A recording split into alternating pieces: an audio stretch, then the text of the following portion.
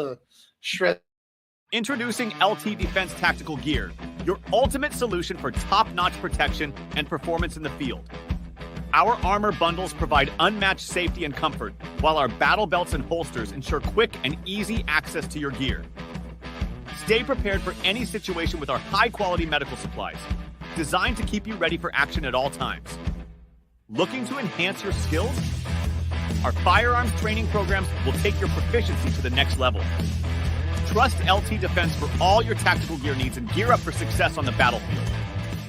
Military Broadcast Radio, the station that's giving veterans a voice. Find us on the web at mbradio.us. Think of all that time. Every wait in the winter. Think of all that times no one else saw. Every sprint in the summer. Every sacrifice. Early mornings on the levee. Late nights in the film room. Bus rides to playoff games. Every bump in the road. Every moment of ecstasy. Every moment of doubt. Years wondering. Is it all worth it? It's all led to this. Man, I got this. It's a 60-minute drive for a 60-minute game. After all the miles we've traveled, we're almost there. After all the hours we've worked, one more can make us legends. After all that time, this is our time.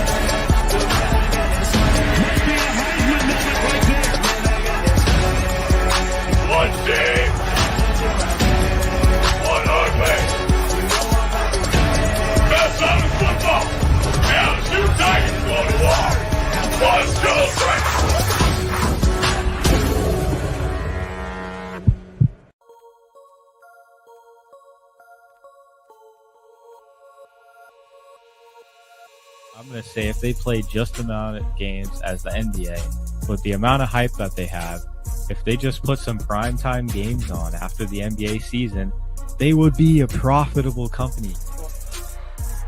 Looking to get it into Smith. What a pass! That's game! Cordell Smith with the game winner! Oh my goodness! And that is why you have Aaron Fry pass the ball in. Your weakest link on the team, who is a complete liability, is gone. And the playoffs, Out of there. You lost nothing. You know, people watch 90 plus minutes of a soccer game to watch Miami Dolphins Stadium get destroyed over one goal. Yeah. See, this is going to determine my running back position. The Bills. Ooh, I'll take Cook. But we're going to get to our final play. This is absolutely the dunk of the Summer League. This was just filthy. Check this out. And they're trying to force a contested perimeter shot and keep it out of the lane. On his way. Till the final whistle.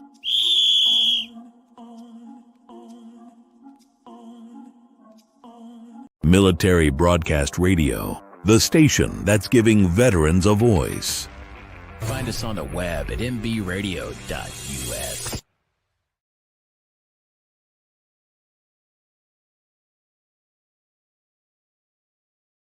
You are looking live at Military Broadcast Radio till the final whistle. What up, Halloween. Caveman How's it and going? HG to my right. Great Wednesday morning, boys. Shout out National Sports Streaming, one of many NSS. We are live, boys. We have a Monday Night Football recap for you. We got much more, all the sports, all the news. Boys, what do we think? Monday Night Football, heroes and zeros. Who you got, HG? Very Steelers-like game. I mean, I'm going to go with Najee Harris, obviously. Real solid 19 carries, 114 on the ground. Surprisingly, and 3 catches, only racked up 17 yards, surprisingly. But I mean, the real hero, Calvin Austin. Yeah, out of nowhere, Calvin Austin. Just pretty much dominated this game. Return touchdown that really kind of blew it open for the Steelers, because the Giants, they were hanging in that one for a while.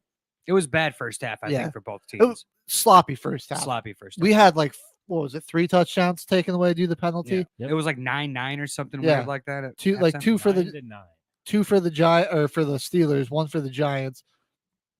We had another touchdown reception taken away due to review, because, and I think we all learned something, that getting 2 feet down, but it being the same foot, does not count as a catch. No, It's got to be both feet. So, which is honestly kind of dumb, because if his knee hit or just one elbow hit, it's a touchdown. But he taps his foot twice, then it's not. I don't get it. But that's because I lost in fantasy, because 2 George Pickens touchdowns got called back, so I lost by 3 points. Yeah. So that's kind of why I'm bringing that one up. But we did learn a lot about that call, That's HG. well, and I believe it was Jason Kelsey on the Monday Night Football broadcasting. He brought up a great point where it was like, so a guy could catch a pass, land on 1 foot, and then hop on 1 foot for 15 yards, and then go out of bounds, and that wouldn't be a catch because he was on the 1 foot the whole time. That has been a rule for a while. Packers player last year, Dontavian Wicks, in the Giants game, had that same It was play. against the Giants. It was Are you against the kidding me? Giants on the Monday Night Football game where we On lost to Monday Danny Night DeVito Football. or whatever his name is. Tommy DeVito, whatever. The only Dontavian reason Wicks. But his was like a legit needed to toe tap, but it just like, and it was kind of a closer play where, yeah, he was inbounds by half the end zone. Right. A little tough to overturn that, but I understand the ruling. By the book, I guess. Yeah, it's the like, whole catch thing. It we could really, go on for it hours really. about it. I don't want to, take up all the time because, dude, honestly, my hero, who was dropping dimes out there, a resurgence. Russell Wilson Old Russ, looks baby. like a legitimate cute. I wouldn't put him back to where he was in Seattle yet. Looking a little bit better, throwing the ball down the sideline on time. I mean, making guys look wide open out there. Some Putting beautiful it in a deep bucket. balls. Putting it in Beautiful a deep bucket, balls. boys. Did That's you my see- hero. Did you see that pass he threw to George Pickens? Pickens was double covered. That down one down the sideline. He lofted it perfectly down the sideline. Yeah. Pickens made a great catch on it, and nearly was able to stay in bounds and go for the touchdown. But yeah, he's looking better. That deep ball for Russ is back, I think. Arthur Smith. Shout out Arthur Smith. Yeah. And that offensive coordinator. Justin Fields in there, no big deal. We're going to run like this mesh concept college offense. It's going to work. We're going to get a few wins. Russell Wilson comes in, more of a deep threat ability. Pat Freiermuth finally looks like a legitimate number 1 tight end. George Pickens, holy crap, getting the ball in space. Looks like a legitimate. When he has the ball in open field, that's a dangerous dude and a hard guy to bring down. Not just one guy can tackle George Pickens. It's elusive. For real. I mean, the Steelers and Mike Tomlin, dude. As if we couldn't just already. I mean, I think a lot of people knew that Mike Tomlin was probably the top 5 coach in the NFL. Oh, yeah. This has to just solidify it. And anybody who is clamoring for the Steelers to possibly let go of Mike Tomlin here soon, that's not going to happen. He's going to be there for another 10 years. That's not an option. It's what we talked about a couple football frenzies ago, that sustained success. And I mean, really, like, he's managed to find a way into the playoffs with some just absolute garbage on offense. He always keeps that. He always keeps that defense really solid. But yeah, like, it was like a mixture between like Kenny Pickett and Mason Rudolph. And I believe there was like another quarterback, and I couldn't even tell you, like, it was that bad. Wins, though.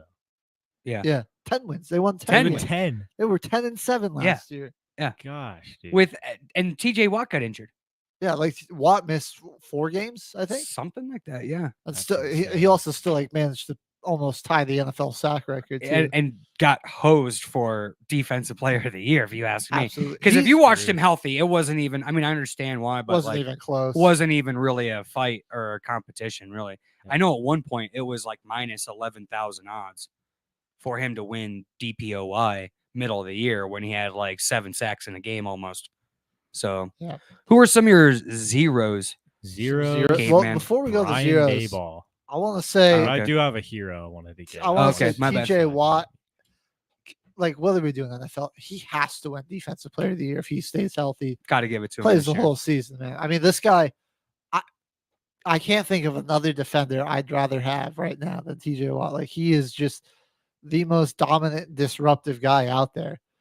Oh, yeah. What was that Giants offensive lineman, Illuminor, that said he wanted to be on an island with him? They let him do that on 2 snaps, and both of those snaps resulted in a sack. One of which TJ Watt stripped Daniel Jones and recovered the football, all in one play. Yeah, that is not a best bet. So I'll put no caveman. No, that is not. Can't lock that one in. That is not that a one's best bet, brother. Let's campaign for TJ Watt, Defensive Player of the Year. He's been robbed of it before in the past, man. He needs it. It's sort of like the NBA MVP. It's like, okay, it's your turn. You know what I mean?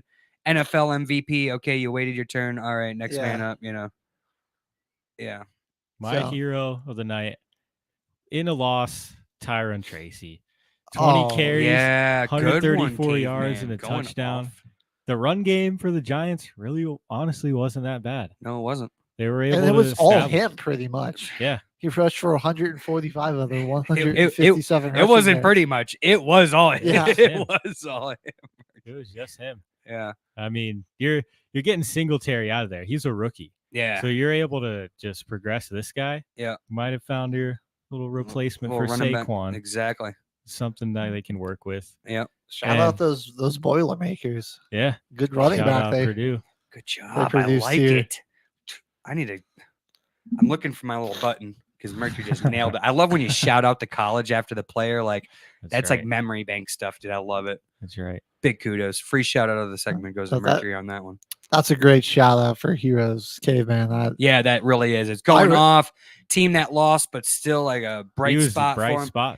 He really does run the ball with some authority. I really like when he's a one-cut guy and he isn't afraid to stick his head in that hole, man, and just hit it. And when he hits it, he goes, man. He had his longest run, I think, was like almost 50 yards. It was 45. Was it 45? Okay, yeah. I mean, like so almost. I mean, that's all you want. I mean, that's an explosive on the ground. Anything more than 25 yards in the NFL is classified as an explosive play. I mean, that's all you can ask for. That's a really good shout out. To the opposite, though. The zero for me is the Giants O-line. Anytime there's a pass play getting called, Daniel Jones got hit so many times in the first half, but he didn't allow a sack. He was able to get the ball off, but dude was getting hit every single play pretty much. Like that, like, come on. You can block for the running back perfectly, but the second you call a pass play and you got to set into a pass pro, you're getting destroyed by this Steelers pass rush. Like, dude. You got Patrick Queen there to like plug up running holes and running lanes. Like so many weird moments in that game on Monday night, all for it to be ended by an interception. Yeah. Classic Daniel Jones fashion. He's my zero of the night. Danny Dimes. We got to get rid of that name because it's not the case anymore. Close. He's now like 1 in 16 in primetime games. Throws another costly interception late in the game. I mean, you watch that play. He's got 2 check down options available. The Steelers are playing way off. They're up 8 points. Why wouldn't they? So they're playing way off. He throws it to the guy, the running back that ran like a little bit of a deeper type of out route. And then like this is just such a routine throw and catch.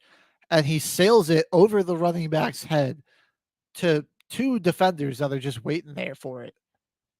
I mean, they had to decide, hey, who's going to pick it off? You got it? No, I got it. Okay. Beanie Bishop took it, and that was it. Game was over. Beanie Bishop, can we talk about him for a second? 3 interceptions in the past 2 weeks, all on primetime television. Undrafted rookie. I'm blanking on his college. I did want to shout them out, but undrafted rookie out here. I'm gonna find his. I got a player bio right here. Oh man, just putting out DBs, brother. Pittsburgh, another one. Oh, so hometown guy too. 5'9" too. 5'9". Not bad. I like it. Good job, Beanie Bishop. All right, making a name for yourself, certainly. And that also, you know where Kevin Austin's from? Or Calvin Austin? Calvin Austin? Yeah. Also for the Pittsburgh Steelers. Pitt Panther. No way. Pitt I like Panther. it. Dude, I like it. Another 5'9" Pitt Panther. Yeah. Right Receivers and corners. Calvin like Austin, they got. 4th round draft pick. Pretty high Just don't draft take pick. Top quarterbacks from Pittsburgh, and you're good. Well, I mean, other than Dan Marino, but it's okay. Yeah. And they're proven to have a pretty good secondary. Sorry to get off topic, but you're okay, Caveman. You're all right. 5 interceptions in a win and 3 pick sixes last Thursday night, and they're undefeated still. So let's go Pitt. I'm riding with them. That's my underdog to win the ACC right there. But I do have want an to outside show shot. everybody. My zero for the game, honestly, got to be Brian Daboll. That coaching staff just not getting that screen pass. I think you guys already touched on it, which is awful. Some of their play calling and their situational football. That's the main thing. We were saving that for last, actually. The 2-point conversion. Yeah, I'm not even got the clip here. I'll let you guys. Yeah, we're gonna save it, dude. Brian Daboll just doesn't. He came in as his offensive coach because he got to coach in Buffalo with Josh Allen, put him on the map. I don't think it was Brian Daboll helping Josh Allen as much as Josh Allen was making Brian Daboll look good, because they got, now their offensive coordinator is Joe Burrow's ex-offensive coordinator from LSU, and that offense is way better now, I think. With way less talent, without Brian Daboll. Yep. So it's like, man, was it Josh or was it you? And Daboll got this job. He ain't going to be in New York after this season. I think this is just setting up. We all saw how the owner reacted when they got rid of Saquon. I think that whole entire front office is gone. I think that coaching staff is gone. Yeah. And the New York Giants will be rebuilding here in about 8 short weeks. Can we go 1, 2, 3 Cancun boys for the New York Giants? Yeah. 1, 2, 3 Cancun. The only New York football team with any postseason aspirations at this point is the Buffalo Bills. Yeah. Yeah. The only real New York. You're not going with the New York Jets on Thursday Night Football and the New York A-Rods Mercury? Yeah, I think this season's over. No Nico Collins, no Stephon Diggs. The Jets are still going to find a way to lose this. They're gonna let Xavier Hutchinson just cook them up tonight. Yeah, Tank Dell's gonna go for like 250 and a tud. Oh yeah, they're gonna somehow give up like 200 on the ground to Joe Mixon. It's just they'll find some way to lose it. With the great run defense. That's another thing where it's like, man, you fired your head coach and you bring in Devontae Adams. Like, there aren't just glaring offensive line problems. Like, that the defense has regressed. That Aaron Rodgers can't make the same throws that he can, that used to be able to. Yeah, it sucks.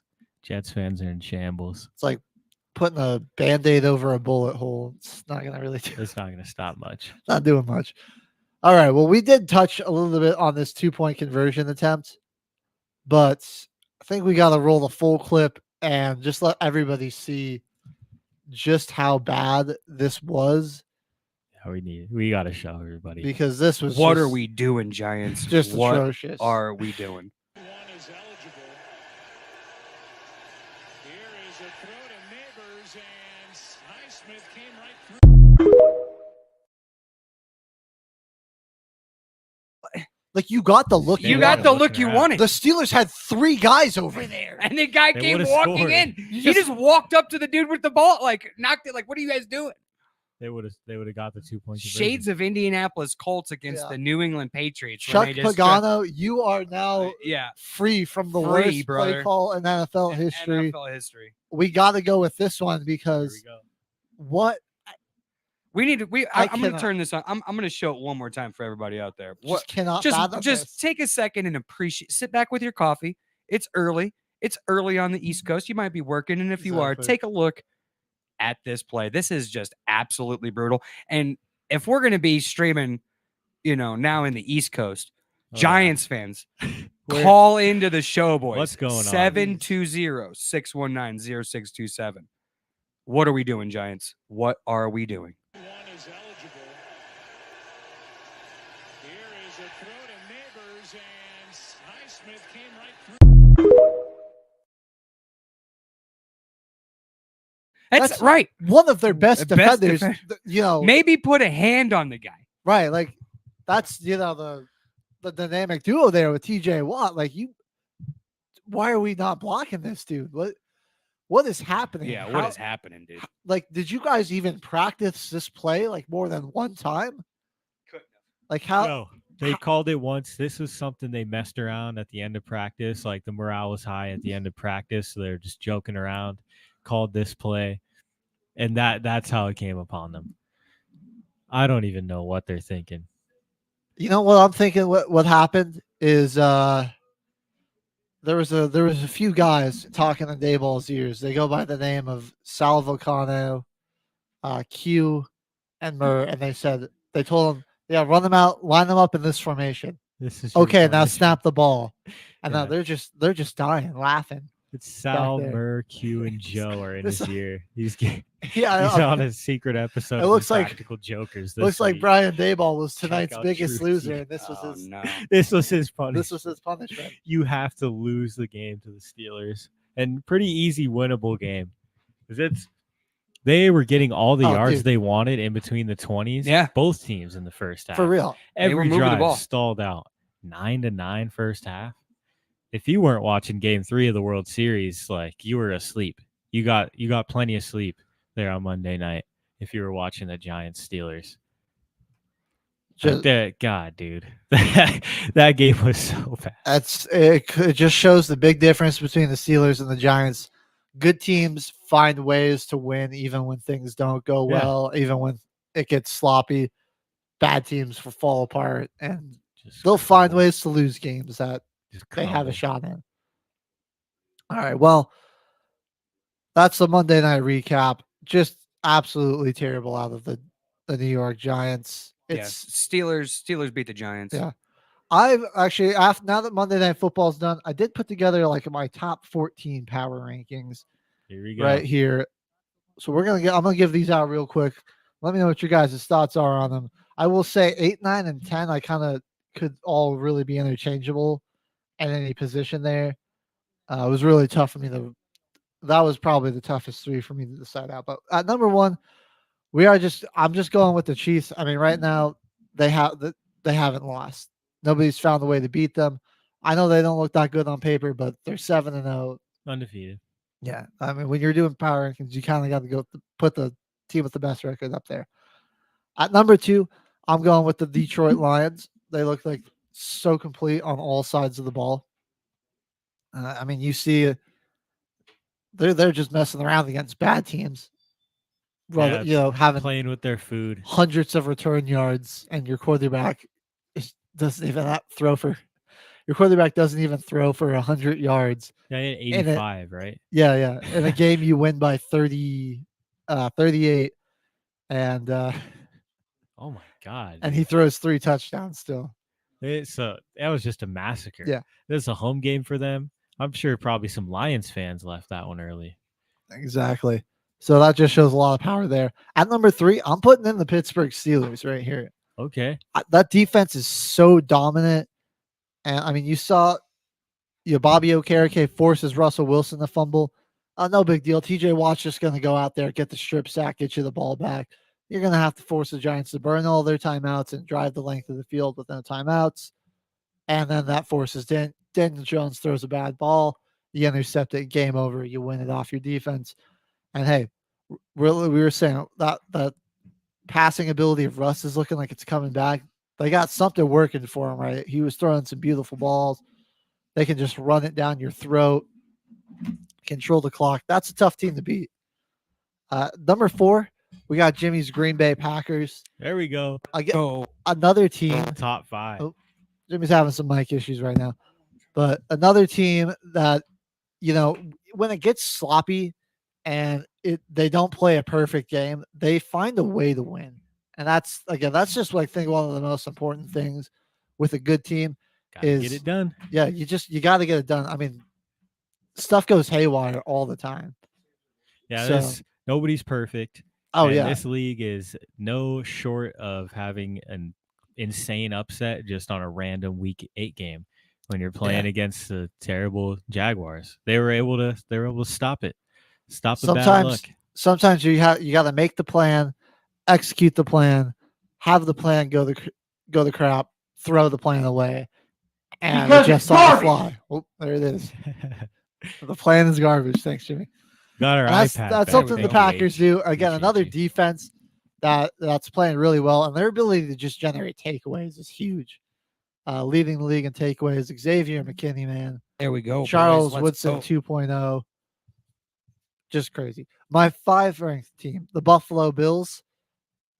Like we were saying, Josh Allen and that offense are humming. They went on a little bit of a skid, but I mean they locked back in, and the past 2 weeks they've looked just absolutely dominant. One was against the Tennessee Titans, but then you go into Seattle. I mean, you got to go. Those are always like weird games when you got to go across the country, different time zones and everything. So to come in there and then just dominate them on their home field.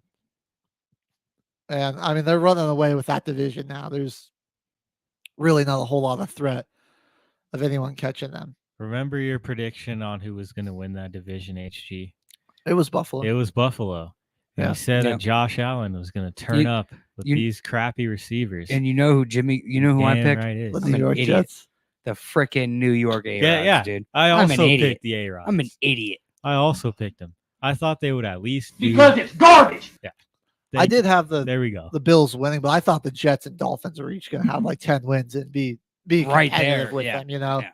But it'd be a battle. No. This is Josh Allen's division now. That's gotta be rough for Dolphins and Jets fans though. Like you have to deal with like all those years of Tom Brady just beating up on your team, and then he finally goes and leaves, and now it's Josh Allen's there just beating up on your team year after year.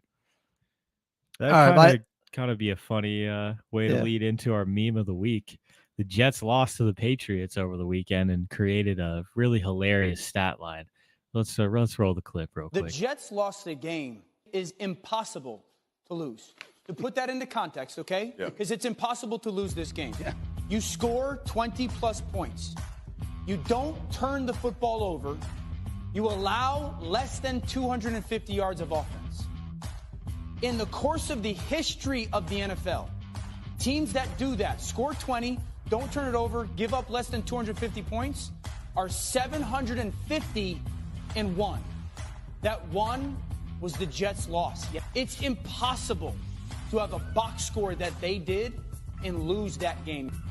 So it's hideous. So and there's one good news, because obviously I'm on all these text chains and everyone is talking to me, and you're texting me yesterday and you're texting me yesterday. And the one thing I said is the good news: we don't have to waste our time with them anymore. Unfortunately, America, you're going to be stuck with them again on Thursday night, and that'll be it. But there's no reason whatsoever to be paying attention to anything they do from here on in.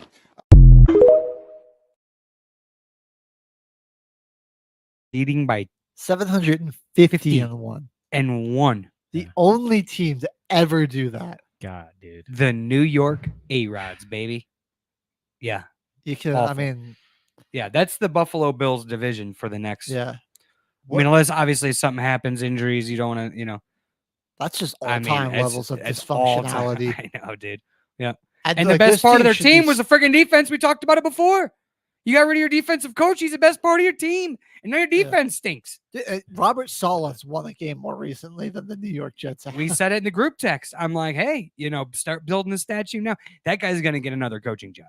Well, he's back with Green Bay right now. Yeah, but it's it's a fluid role. So he's on our offensive side, working with LaFleur to see how. So what Salah's doing is creating game plans to screw up our offense with Jordan Love and Malik Willis. How would he's using the defensive mind as sort of like to help the offense. Hey, how would you stop our offense? Because I guess Salah's game planning is like top tier echelon in the NFL to game plan and script for another offense and how they're going to try to play you. Okay. So we're using Salah. Defense always usually did a good job of disrupting the other offense and keeping the Jets in it. Yeah. Despite their garbage offense. I mean, he's winning games with more games with Zach Wilson than he did with Aaron Rodgers. So I mean, he's going to get another coaching job. It's a matter of when, not if, I think. And New Orleans Saints. LaFleur said the same thing. He's like, whatever outside circumstances I can't get into, but like at the same time, like this is one of the guys in the NFL that everybody respects and knows. So, it's just one of those things. Get back to your Kubiak. Yeah, pair him up with Kubiak, dude. Kubiak, Love it. man. Dude, Salah in New Orleans with the Come defense, on. bro. I need to see it. That'll bring us back. That'd be kind of good, man. That would be good. I mean, the Carolina Panthers are so bad right now. It's like, could they? But I don't know. They just Davis hired a Alice guy, might too. also get fired. Jacksonville. After only a year. I mean, that guy, Doug Peterson's dead man walking. He would actually be really successful in Jacksonville too. Like, could you imagine what Salah could do with like guys like Travion Walker and Josh Hines Allen? Yeah, that would be really successful. That would be interesting. Yeah. That would get their crappy offense going. To be a similar situation to the Jets, where you could just be game managing. Yeah, that's all you really need in today's NFL. Exactly. It is. All right. Back to where I was at on the power rankings. Number 16, I'm going to do the commies. Washington Commanders. Love it. Out here. Where do you got them at? They're number 6 on the power rankings. That's a good spot. They're looking good. And I'd say last week I know it was, Caleb Williams and the Bears offense, but I was the best that defense has looked in a while. Definitely all season. It's all so it's starting to come together on the defensive end of the ball. Jaden Daniels with bad ribs still goes out there and throws for like 338 yards, gets a 65-yard Hail Mary touchdown at the end of the game. And right now the Eagles are starting to creep back up. I'll say that, but Cowboys looking terrible. The Giants looking bad. I've seen a lot of weaknesses out of Philly that the Commanders might be able to exploit. They're really in prime position to win the East, and I think they have yet to play yet. Washington 6-2, Philly 5-2. Yeah, those are going to be some games. Those are going to really. They haven't played yet. They haven't played yet. Ooh. But right now, I think Washington has been the better team all year compared to Philadelphia. That's why I got them ranked higher. My number 7 team is going to be the Baltimore Ravens. Still got to have them in the top 10. I know this was a bad loss for them last week, but that combination of Lamar Jackson and Derrick Henry honestly is probably their best defense, where you just keep teams off the field without running them into submission. And Ravens got players just need to figure out how to catch the ball, and when Lamar makes these incredible scrambles and finds a guy after extending the play an extra 10 seconds just for it to bounce off of his face mask, if they can just limit doing that, they're going to be as dominant as they were last year. You're off to a good start. They'll probably creep back up into the top 5s, but they got the Fighting Bo Nixes this week. So watch out. Watch out, Baltimore. My number 8 team, I'm going to go with the Atlanta Falcons. Defensively, they're a little shaky, but that offense, man, now that Kirk Scott, is settled in there, it's just humming on all cylinders. And there aren't a lot of teams, I think, that could really slow that down. Aside from having just, an absolutely dominant pass rush that controls the entire game. But you got guys like Bijan there that can, quick outlet guys that you can use to counter that. So give me the Falcons at 8. Then you got the Philadelphia Eagles at 9. You got the Eagles at 9? Yeah. That's a top 5 team in the NFL. I mean, they're the most complete team in the NFC, I think. They look pretty outside bad of the Lions. They're a top 5 team in the NFL. They looked pretty bad early on. That's not your teams are allowed to have a that team is still Jimmy, here's fucking squad. What I'm saying is I really think they started to return to the form that we saw in 2022, early 2023. I've really only seen it over the past 2 weeks, but the defensive pass rush has really started to come to life. They sacked Daniel Jones like 8 times. They were getting after Joe Burrow a lot last week. And, Jalen Hurts has the turnovers. He's taking care of those. He's doing better about protecting the ball. He's not throwing a lot of interceptions. Number 8. Wow. Devontae Smith and A.J. Brown are healthy.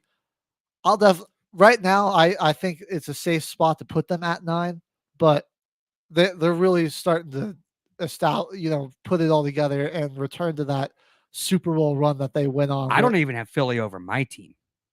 Really? Oh no, I don't have. I have Washington over my team. I don't know, man. I think Philly's way better than. Right now, I have Philly as a better team than Kansas City. Right now, if they played, who's the favorite? I would take the Eagles. Yeah, I would take the Eagles, but the Chiefs would be the favorite. But when you're doing power rankings, you also got to keep based off of how the entire season has gone. Like Philly got into some dogfights with some bad teams, like the Cleveland Browns, where they barely beat the Browns, who didn't score an offensive touchdown. Fair, yeah. But I agree with you. Over the last 2 weeks, you just rattle off the raw. It's like, has there been a better? That's a freaking squad right there. Yeah. You know what I mean? Like exactly. Stacked. But besides the last 2 weeks, it hasn't always looked great, and that's why I put them down here at 9. I really think that they're if they can keep building on this success they've had over the past 2 weeks, they're going to go back to being top 3 team in the league and a force to be reckoned with.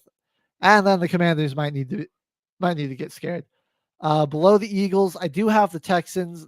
They haven't looked great in a lot of their wins, but they keep finding a way to win games. And that is one of the biggest important things.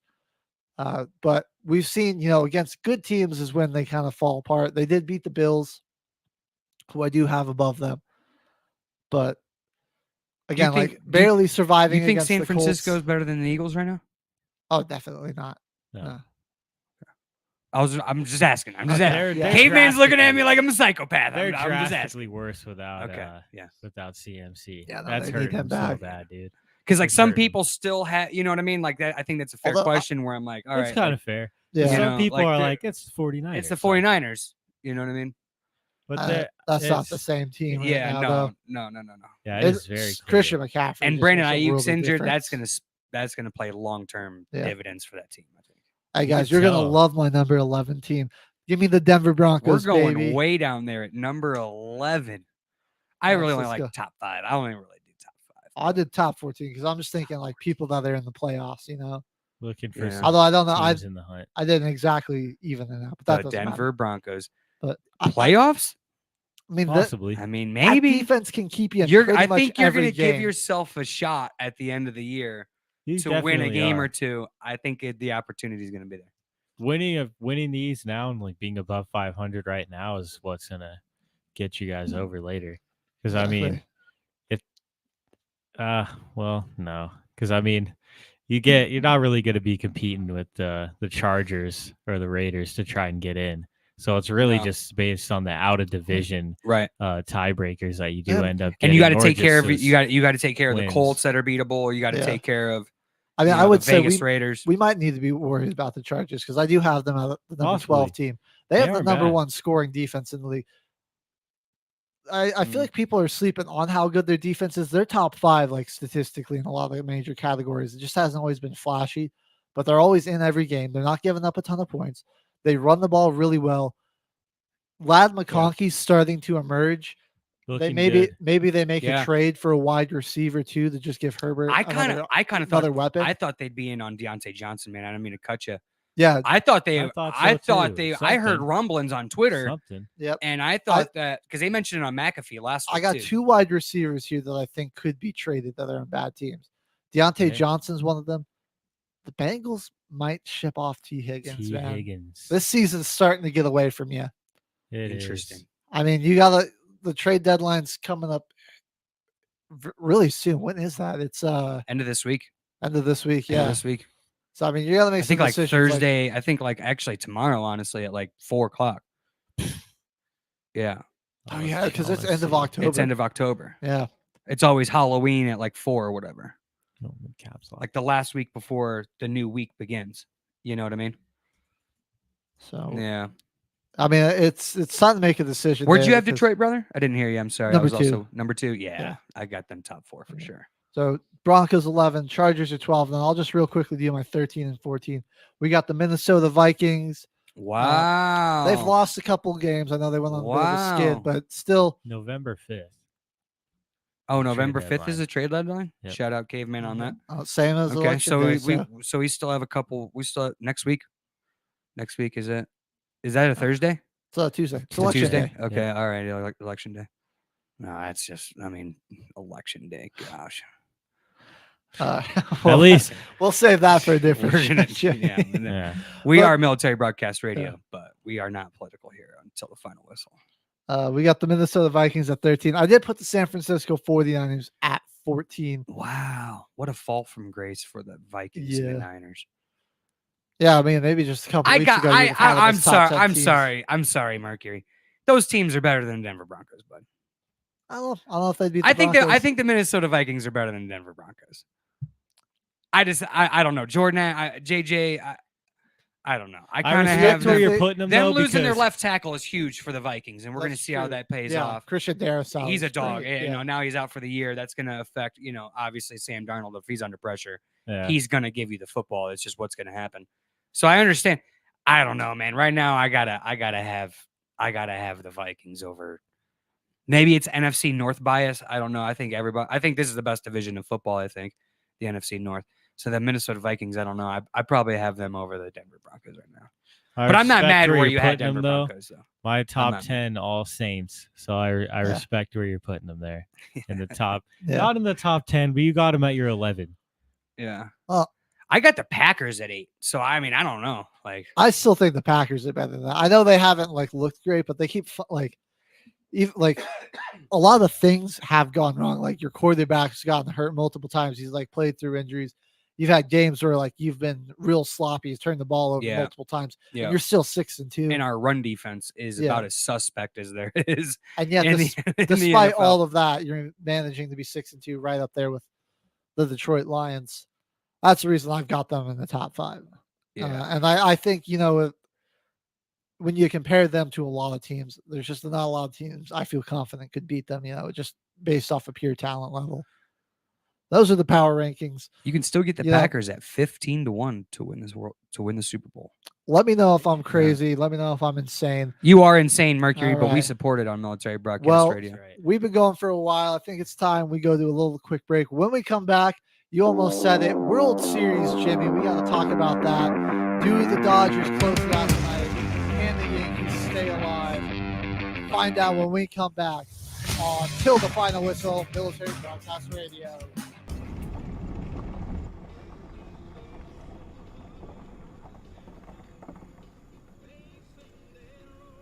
I'm about as far as I'm going.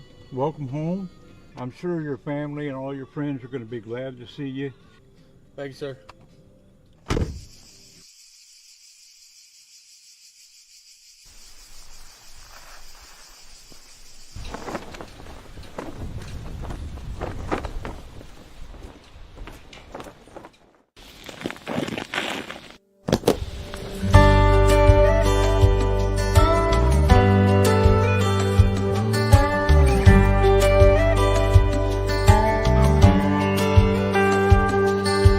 Walking these old dirt road side streets, looking at the sights and reminiscing,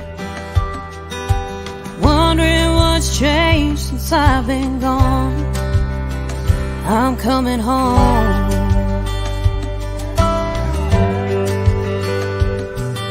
It's like yesterday that I left here. Time flies and now it's been years, but I know this is where I belong. Hey, Grandpa. I'm coming home.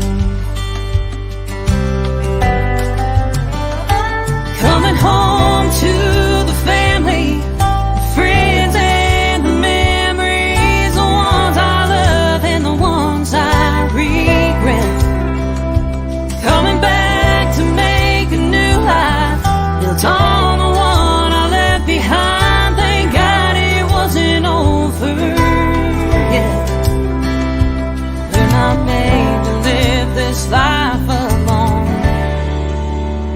I'm coming home.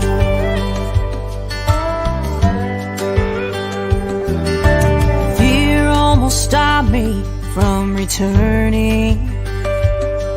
Thought others won't forgive the bridges burning, but I'm planning to rebuild what is gone now that I'm home.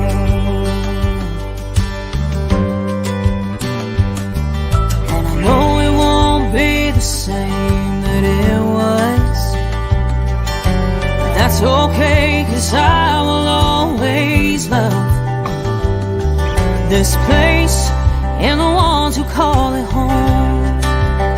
Yeah, that's my home. Coming home to the family, friends and the memories, the ones I love and the ones I regret.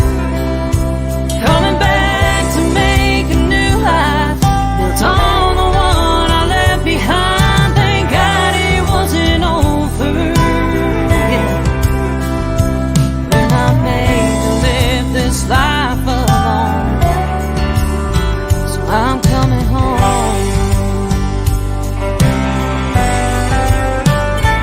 When I made to live this life alone, so I'm coming home.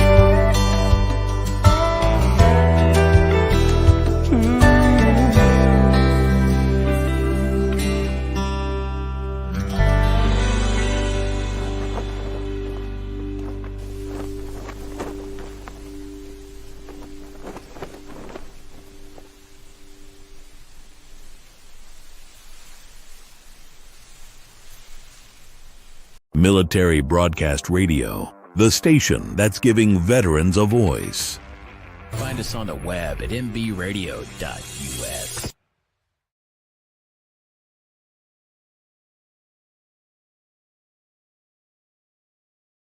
We are back. We are live at Till the Final Whistle on Military Broadcast Radio. This is a Monday Night Football breakdown. Gave you a little power rankings and projections. We got the World Series. We got drama in the World Series. The Yankees are dead. The Dodgers are winning the World Series. They're up 3-1 in New York right now. Boys, we had drama in the World Series last night. The Yankees take the win, 11-4. Finally coming to life. Finally coming to life. Golly. It took 4 games. It only took 4 games. The bats have finally woken up. They were competitive in game 1. Yeah, and they choked take it. to extra They innings, choked and then it. they gave up a grand slam to Freddie Freeman. But They choked it, man. I was so mad at game 1. I was out on TikTok. Jimmy Covers, Till the Final Whistle on TikTok. Boys, they had a 2-1 lead in game 1. Okay. Ohtani hits that double. Okay. If that second baseman takes 2 steps in and catches the ball, he boots the ball. It gets away from him in the infield. Nobody there to back him up. Ohtani advances to third base. Probably the biggest thing that everybody blamed Aaron Boone for bringing in nasty Nestor Cortez to close that game out. That obviously ended horrifically for the New York Yankees. Didn't work out. That ball, if that second baseman, shout out Volpe, who stepped up this game, if he takes 2 steps in and catches the ball, Ohtani's at second with 1 out. Okay, this was the 8th inning.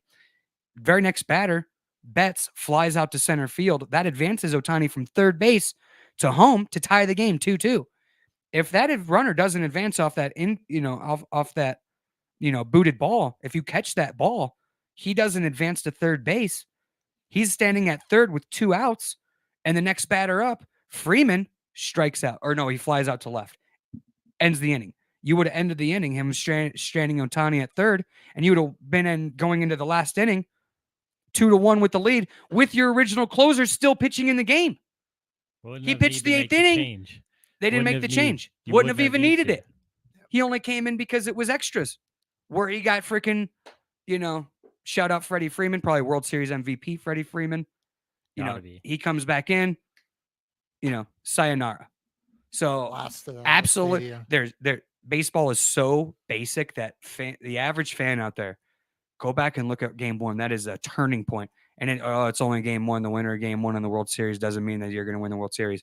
Horse malarkey. You win game 1 in that fashion, and where the Yankees could now steal a game, going back to New York. Even if they win game 2, the Dodgers, you're going back to New York with a 1-1 series. It's a new ball game. We get 3 games at home now. We can close this series out in freaking Bronx. Yep. You could quickly close Now it. you're going down. Now you're going home when you could have had a win. You're thinking about it. You lose game 3. Freddie Freeman going yard all over the place. You just give the Dodgers some momentum. A World Series champion with Mookie Betts and all these guys. Ohtani not yet, but soon to be World Series champion. Yeah, probably. Shohei Ohtani.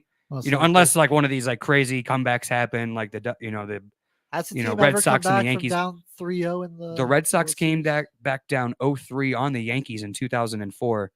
One of my favorite series of all time in the Oh, that's ALCS. right, yeah. And boys, I was working Chuck E. Cheese, and I was watching those games closing down Chuck E. Cheese with that transistor TV with the bunny rabbit ears, losing my mind counting the coins from Chuck E. Cheese that night. Buddy, those games were electric. And it was like, and shout out Brian Roberts, manager of the LA Dodgers, played for the Boston Red Sox on that Boston Red Sox team, who came back down 0-3 against the New York Yankees. Best play I've ever watched in my entire life. We need to find it for the show sometime. He's on first base. They had Mariano Rivera pitching. Okay, in a closeout game, game 4. There's a I forgot who the hitter was, but he had some pretty good luck. He was a left-handed hitter who had some pretty good luck against Mariano Rivera, who had a 0.15 ERA in the postseason, pretty much pack it up in time to go home. He gets on base with a little single up the middle. Roberts comes in to steal the base to get to second base to set up David Ortiz to win the game in the bottom of the 9th inning and end the curse of the Bambino. Everybody in the stadium knew Roberts has to steal second against Mariano frickin' Rivera and Jorge Posada, Hall of Fame catcher. Everybody and their mom knew that he was stealing, and he still stole the base. Still did it. Next man up, David Love it. Ortiz hits a double out into right field. Roberts comes around to win the game, send the game to game 5. Pedro Martinez on the bump, pitches a perfect game. Basically, really, really good game. Boston wins. Very next night, same scenario. Mariano Rivera in the game. They're leading 6-5. Runner on first base. Robert pitch running. Same scenario. I have to steal a base again to set up David Ortiz. Steals the base again. David Ortiz, walk-off home run. Game 7 in New York. Boston Red Sox pretty much blow it open. And the MVP of that game, Johnny Damon, goes off for a grand slam, a 2-run shot, and a double, and has like 6 RBIs, and the Boston Red Sox come back down 0-3. In the World Series, has never happened. Most insane ALCS I've ever watched in my entire life. 2004. I was a junior in high school. Shout out. Nuts. But to get back to the World Series, There was Yankees another are toast. debacle. They have Garrett Cole. Yeah, I pitching. wish we had a There's series as another competitive debacle. as that. Yeah. I mean, if the Yankee, wouldn't it be Can just they- absolutely Can they build off this insane? momentum though? I mean, dude, next game, dude. Forget about yesterday. You won 11-4. It's already on. You got Garrett Cole pitching, Cy Young Award, Time to play. Cy Young guy. Exactly. We got to get going. You have Flaherty for the Dodgers, who you pitched it a gem. This is basically just a rematch of game 1. Yeah. From game 1. So Those guys were both like lights out. They were both really lights out. good, It was yeah. a pitching duel. It was a great. I like low scoring games. I'm old Good school. game. I really like those 2-2 games, 2-1 games. Pitching and defense, you really get to see in the studio. you get to see like the little things in baseball that matter. Like you only can do 5 things. You can hit, you can run, you can catch the ball, and you got to throw the ball. Those are the only things you can do. That's it in baseball. Hit, runs. Yeah. That's it. Catch and throw. And if you don't catch the ball, a ball on the infield. It wasn't like he threw it out of play, or like one of those weird, crazy plays at third base where you got to get the guy out at first. Easy to sail it over the guy's head. It's just it's a relay throw, and the center fielder didn't hit the cutoff man. Just throw it to the cutoff man, and Ohtani can't advance, and you don't get to tie that game. Yeah. Now you're in a position where with your back against the wall, rematch of game 1. I really said before in our World Series preview before it started, I really thought the Yankees bullpen was way better than the Dodgers. I thought they had an advantage there. I did think that the lineups for both teams, are kind of balance each other out with Ohtani and Judge and some of these players from, the Yankees and stuff. But it's really been the opposite effect. The Dodgers bullpen has came in and pretty much close the door down on this Yankees team. Lock If it they have the down, lead, yeah. it's, pack up the bus. You have no runs on the Dodgers bullpen, and that's one of the weakest bullpens in the National League. Yep. I mean, they're throwing, Michael Kopech out there as an opener in World Series games to go to the World Series, and he's just like locking it down. Like what do we? And Aaron Judge, historically bad World Series.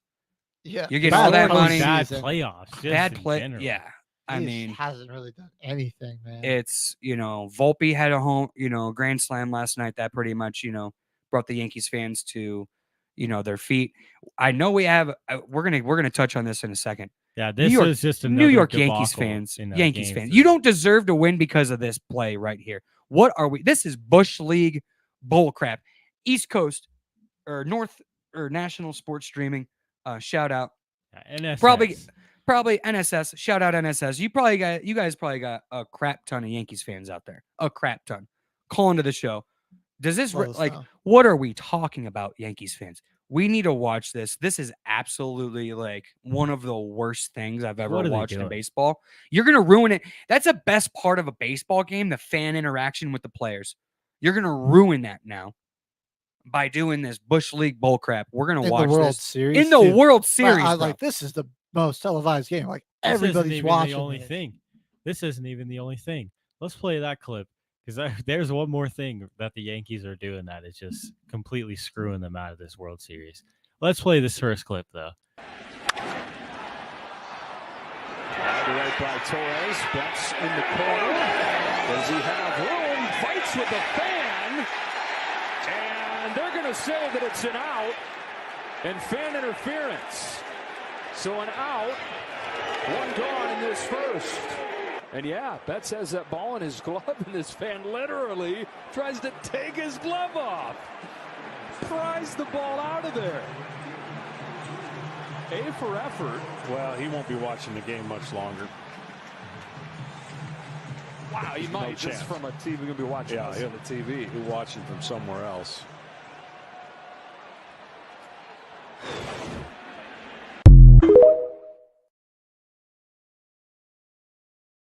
Here with it. And I get the fans' idea, like, oh, you want to save an out for your boys. The Yankees are hitting. But, like, it's going to be an out regardless if you interfere. Well, there was a run in game one that also got taken because it was like, the fan reached over he caught the it fence because it was going to hit the wall. It was going to hit the wall. Yeah. So, which probably would have worked out better because the player was up against the wall. It would have gone back over his head, and you would have got runners are still running. Yeah. Yep. Instead, the runner only can stay at second base. Was that the Dodger? I think it was another Yankees. It was a fan Yankees that hit. Caught it. It was another Yankees fan. Oh my god! Yeah, and they have one way back in the '90s when they were playing the Baltimore Orioles, and it was a division. I believe it was a division series though. Loaded team. They had Raphael. They had Cal Ripken Jr. They had a loaded team. B.J. Surhoff. Fan reached over. Baltimore's in the field. They're pitching. Yankees player hits a Derek Jeter. Shout out Derek Jeter calling to the show because it was you who hit this, fly out to the warning track. But the fan reached over and brought the ball back across the fence, and they ruled it a home run. I remember this. Yeah. I always see this on. It was the guy was under. It was a fly out to the warning track. It was just a simple warning track, like routine play. Routine play. Like they do that in practice every Yankees single day. fans. Bush League. You don't deserve to win. Now, this next one, Yankees third base coach should not be out there. Why are you sending this Glacier? I saw this in the dude? pregame, and I read your mind. I was like, gosh, yes, because this is little part of the game that goes unnoticed by everybody. You cannot do this. Puts it in the left field. That's down for a base hit. Here comes Stanton. Here comes Hernandez's throw. It is in time. Perfectly thrown. Teoscar Hernandez cuts down Stanton at home plate. Play happened. Yep. They needed that. And they needed that. It was a one-run game. He caught the ball. You're not even a quarter away off of third base. Yeah, he's making He's midway in the outfield between the fence and the infield. That's an easy routine. Another routine. That's play. a high school throw out. It's Teoscar Hernandez. He's got a good. He's arm. got a. If it was me out there, I could see us sending the guy. Yeah. You But, know, I mean, absolutely not. I saw that play. That was a great play. He put in probably there. could have launched that to first base to get somebody out if he needed to. Yeah, I mean, like that's a simple throw for him. Kind of a bad, Aaron Over there in Boone. the left outfield. Now, when players are making mistakes, that's one thing. But when you have coaches, Yeah, and players making mistakes, that's a cacophony of horrors. If I'm the Dodgers, you lost 11-4, no big deal. You get to hang out in New York an extra night. You get to have two parties if they win tonight. You get to party in Manhattan for a couple days, and then you get to go back to LA, the nice weather, have a parade. I mean, that's just a cheat code if you're the LA Dodgers. I mean, that's a cheat code. I do like the Yankees. On a money line under parlay. Money line is -142. That's a little high for my blood. I'm going to parlay that with another under from these two pitchers that had a pitching duel in game one. I think it's going to be the same thing. Flaherty showed really good stuff. Garrett Cole pitching his best baseball since he was playing for the Pittsburgh Pirates, probably. Give me the Yankees and the under. -142, under 8.5 runs, -110. Parlay that, +250. I already got that in the bank account right now. I'm just waiting on that one to play out tonight, but we'll see. I really like the Yankees. At home, they're a desperate team. They need to win one. I really like the Dodgers going back to LA, though. That's sort of like their home field advantage, and I could probably see them winning. I could see them wanting to winning win it, game like, 6 at home. Yeah, in front of their fans.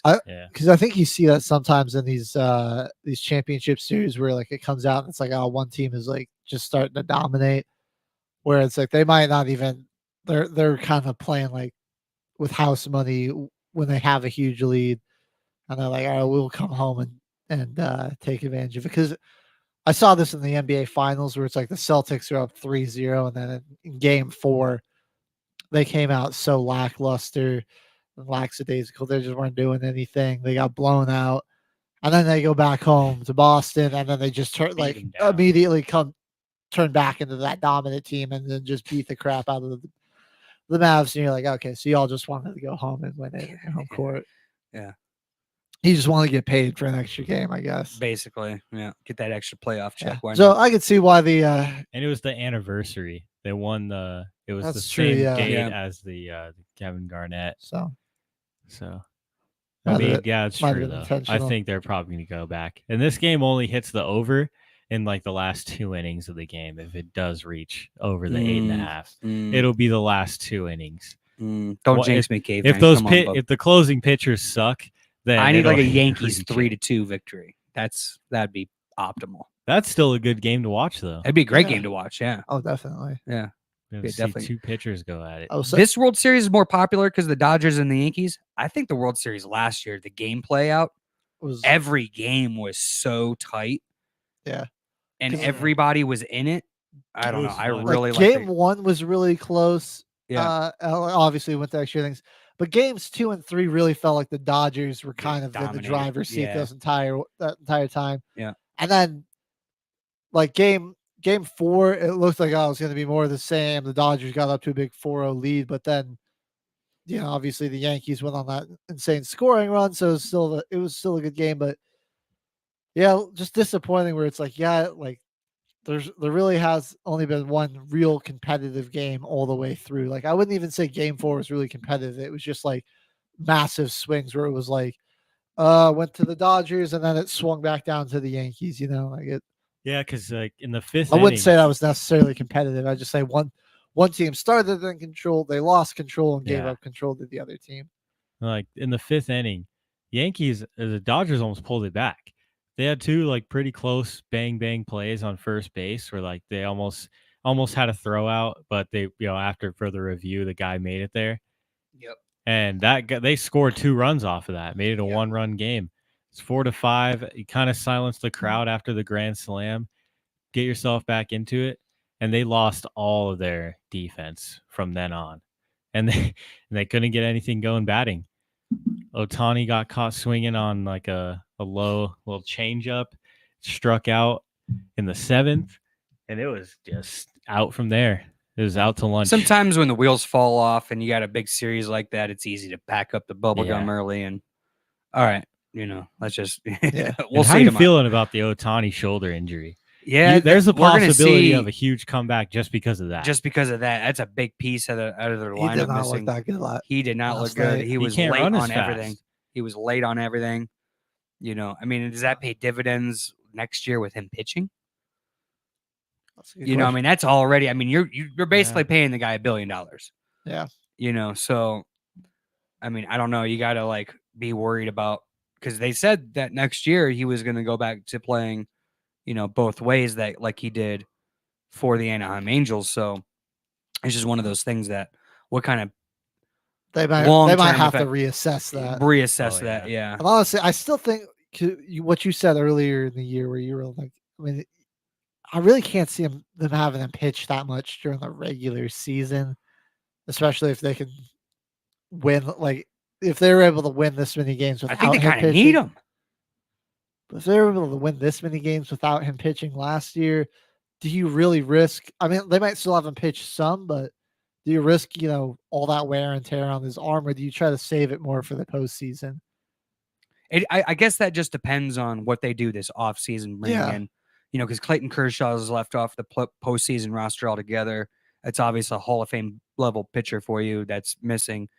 I mean, like when you're after Flaherty, what really legit pitcher do you have that's in your rotation? I think you're going to need a guy once every 5 I would see like an innings limit, but I could see him at least starting.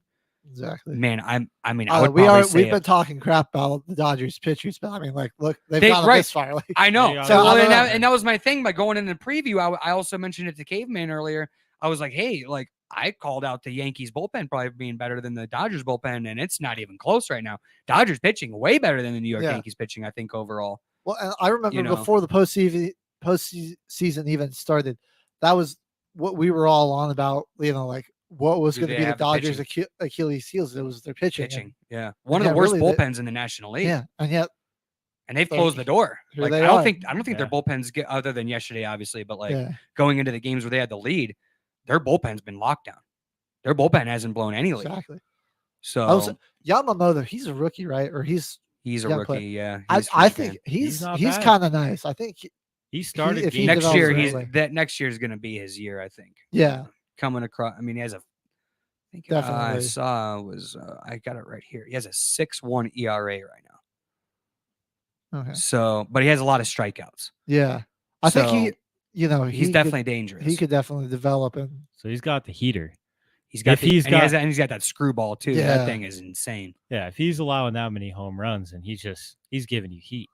If you can time a fastball right, you're going yard. And it's if it's in the right spot, you're gonna crank it. I mean, you don't have to. You're gonna win. You're probably gonna win the World Series. So and even if you somehow blow it, unlike the Yankees, who right now, there's so many questions with the future. You're still gonna have a lot of the same team that got you here. If you're the Dodgers, totally. There's that level of comfortability. We've got the tools to get back here. And they're going to be aggressive, and I think we all know that. They're going to give them Walker Buehler coming back off of back-to-back Tommy Johns. Will he be there?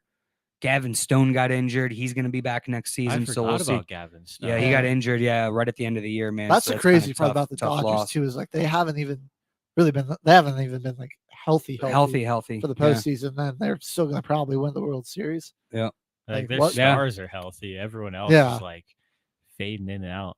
And the stars can carry you so much, but you need these unheralded guys. Yeah, you need these guys to step up and you need these fill their role players, no matter what league it is. They're baseball fans. Oh, we probably know who some of these bullpen guys are. Like, oh, you're talking crap about this guy. Well, you're a baseball fan. You probably watch that guy. If you're a Dodgers fan, you know who that is. The average fan, when they turn on the World Series, they're brand new to baseball, so they're like, oh, who's this guy? He's gotten shelled 11 of his last 12 games. Oh, but now he's pitching the World Series.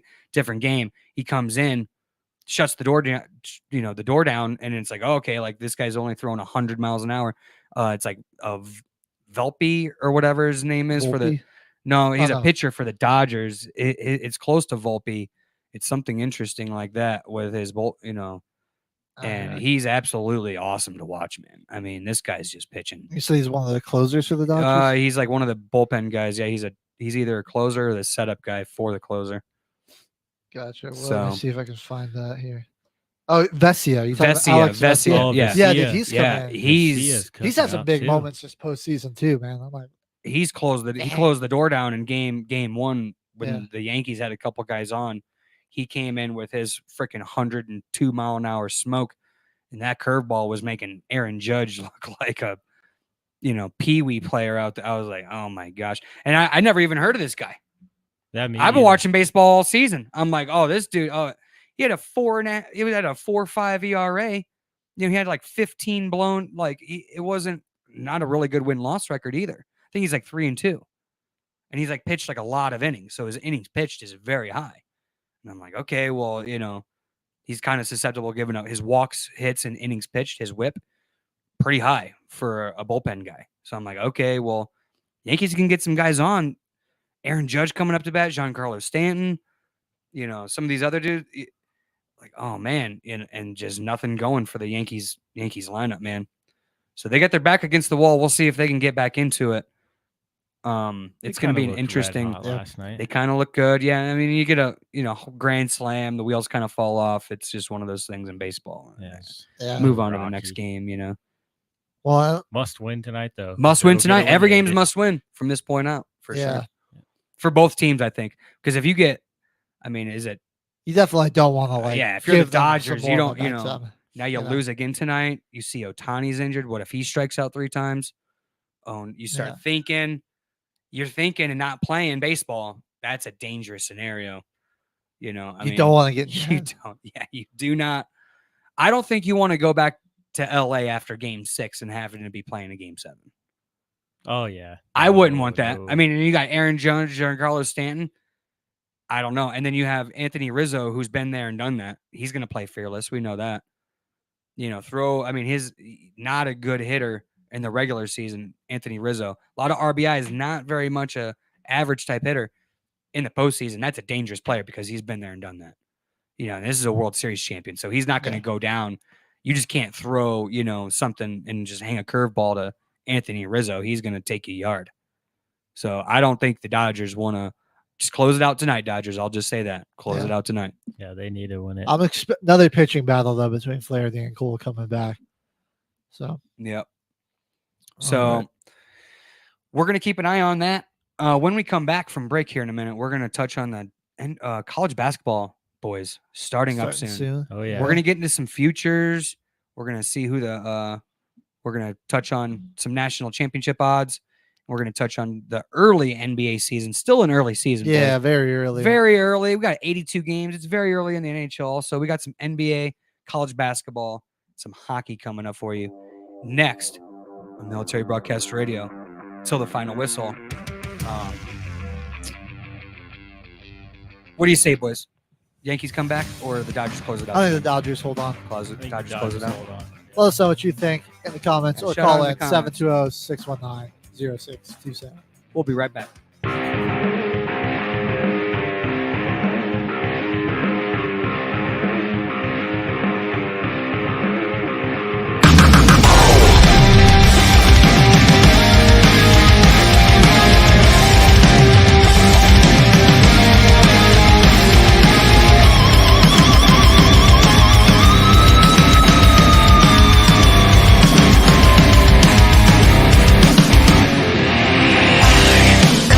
Pretend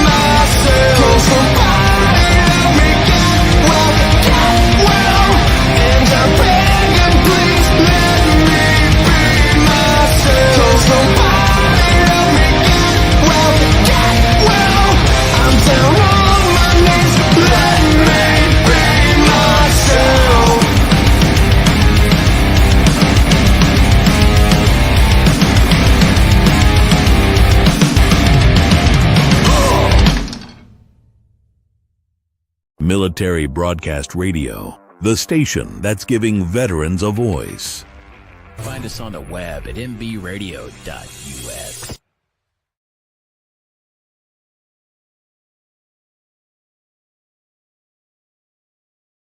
We are back till the final whistle on Military Broadcast Radio. Shout out What's up? NSS. NSS boys are live in action. We got some NBA, college basketball topics and information for you. We're going to touch on some of these games in the early NBA season. I'll touch on some real quick futures with the college basketball. What do you got for the early NBA season? We had a Mercury. Western Conference Championship rematch last night. The Mavs and the Timberwolves. And K-Man, he wanted to talk about this a little bit because he said the T-Wolves played like crap. It was only a 6-point loss for them, but It was a choke job. yeah, Choke job. they really should have. They should have won that at home. Anthony Edwards did have 37 points. He scored 24 and a quarter, I believe, In the career high first. for him. In the in first, the yeah, first, he was Career going high, off early. and he broke a record for Timberwolves. and then kind of faded towards the end of the game. The only Mavs players that were really super efficient were Luka and Kyrie. Luka was 10 for 27 or something like that. He didn't even have that great of a night. He was But they 1 of still 8 from 3. They still combined for 59 points and take down the Wolves. Yeah. But there's so many players on the Timberwolves that were above like 15 points, like just above 10 points in general. They won the game. They should have won the game. Better field goal percentage, won the rebound battle by only 2, but you still win the rebound battle. You got more assists, but here's the kicker. Losing in turnovers 20-9. Goodness. Like the first quarter, both teams were kind of sloppy to open it up. Like they were turning the ball over a lot. But Dallas just secured it up and their ball movement just locked in from then on. I kind of like their spacing with Klay Thompson as well. Because he can be like a third option. And it's actually kind of threatening because you got Luka, Kyrie, they're ready to lob it up to the bigs. And then at all times, you pretty much have like this all-time corner sitter that is a very Clay's efficient still a three-point threat shooter. with the catch and shoot, man. He is. Like as long as he doesn't pull a stinker when you need him to, Yeah, dude's lethal. absolutely. Like the Timberwolves He's should have won the absolutely game. mid on defense, though. Yeah, and he should be better at defense, honestly, because he's pretty big for like a shooting guard size. Like he has just a pretty wide frame where you'd think like this guy might be a good defender. Just a shooting threat. And I mean, with his older age now, like what else can you really get 2 from knee him? injuries, yeah, dude. Like at this point, just have him shoot the 3. They're kind of working in some pick and roll game with him and Luka, like off ball, to kind of just confuse defenses on like who's gonna get who are they looking to give the shot to right now? Because Luka hit some daggers, 10 for 27, but hit one of the dagger 3s there late. That was his only 3. Was that dagger 3? That was his only one. He's making shots when it matters most. Yeah, it was a step back 3 with like a second left on the shot clock with a defender all in his face. Pretty much a logo 3 and just drains it. Dallas Mavericks plus 900 to win the NBA Finals. It's pretty. I don't know if I like that. That's pretty low for them. Yeah, I would need It's like really at least low. 15-1 for the Dallas Mavericks to win the NBA That's Finals. All right. Honestly, this year I don't think they got it. And we'll see. I mean, it'll be hard for them to recreate that success. I think so. Yeah. It's a stacked Western Conference. It's just there's a lot of good teams. Oklahoma City's a wild card, man. They're so young. They're not wild. They should be the favorite. I think they are the favorite. Yeah, They're the number 1 team in the Western Conference right now to come out. Yeah. The finals. They're plus 800. And when they So get that's what I mean. Dallas is plus 900 and Oklahoma City's plus 800. I mean, that's not a far jump, and I think those two teams are significantly far apart in talent. OKC is stacked. Man. Stacked. They're stacked. Has Hartenstein even played for him yet? I don't think so. I think he's been hurt, man. And so, I mean, just like imagine when they're fully healthy, Hartenstein at the 4. I'm at the 5. Chet at the 4. It's just gonna be It's gonna be dangerous, man. Excuse me, sorry. I did want to talk about the Pelicans and Warriors a little bit. A lot of guys injured in that game. Still kind of a real crazy game. The Warriors ended up like coming back after like getting down by a lot in the first, and they won it by 18. No Steph Curry, and you had guys like Lindy Waters just going off. Shout out Lindy Waters. Dude, he was plus 26 in that game. Like that. Holy crap. Yeah, unreal efficiency, 75% true shooting. Dude, Buddy Hield, him and Steph Curry together could be Splash Brothers 2.0. He hit 7 threes last night. He's been one of the league leaders in 3-pointers for a long time. Team leading 28 points. I mean, he was lighting it up, dude. Especially in the fourth, like he was just hitting like back-breaking threes that just killed any chance of a Pelicans comeback. Guys like yeah, I'm just always surprised it just hasn't worked out for him. Like wherever he goes, maybe he's found a home here in that Warriors offense. Came from OKC. One thing I do want to say, I'm gonna be honest. I think that Steve Kerr's coaching style is extremely outdated, and that's a major reason why they're not very successful, because like their main offense is either trying to get open on a three, which I get it. You got Steph Curry on your team, or they're just trying to go with lobs. And they have guys like James Wiseman, not really going to be mainly a threat in the lobs. Not a lot of lob threats. Not a lot of lob threats there. But they didn't really change their game plan when they had James Wiseman, so it didn't work out. And now Jonathan Kuminga, most of the time that they're trying to use Kuminga in the offense, and especially when they first had him on the team, was just as a lob threat.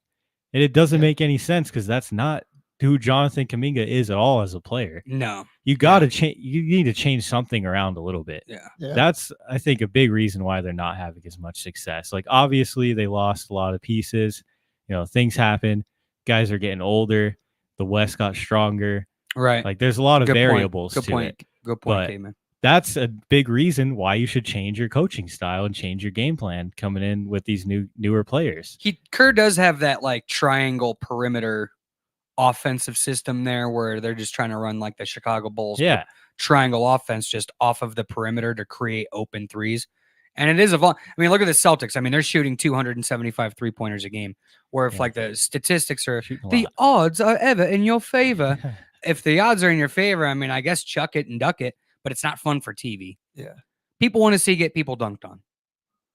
I mean, I love a good 3-point shoot out. I think it's boring. It's just home run derby. It does become home run derby. They're throwing up heat checks. And I don't know. It's kind of exciting sometimes, but I like to see a good mix of it. I don't want to see all the I want to see players basically fist fighting at the up and down the court the whole game, because that's what makes the game fun.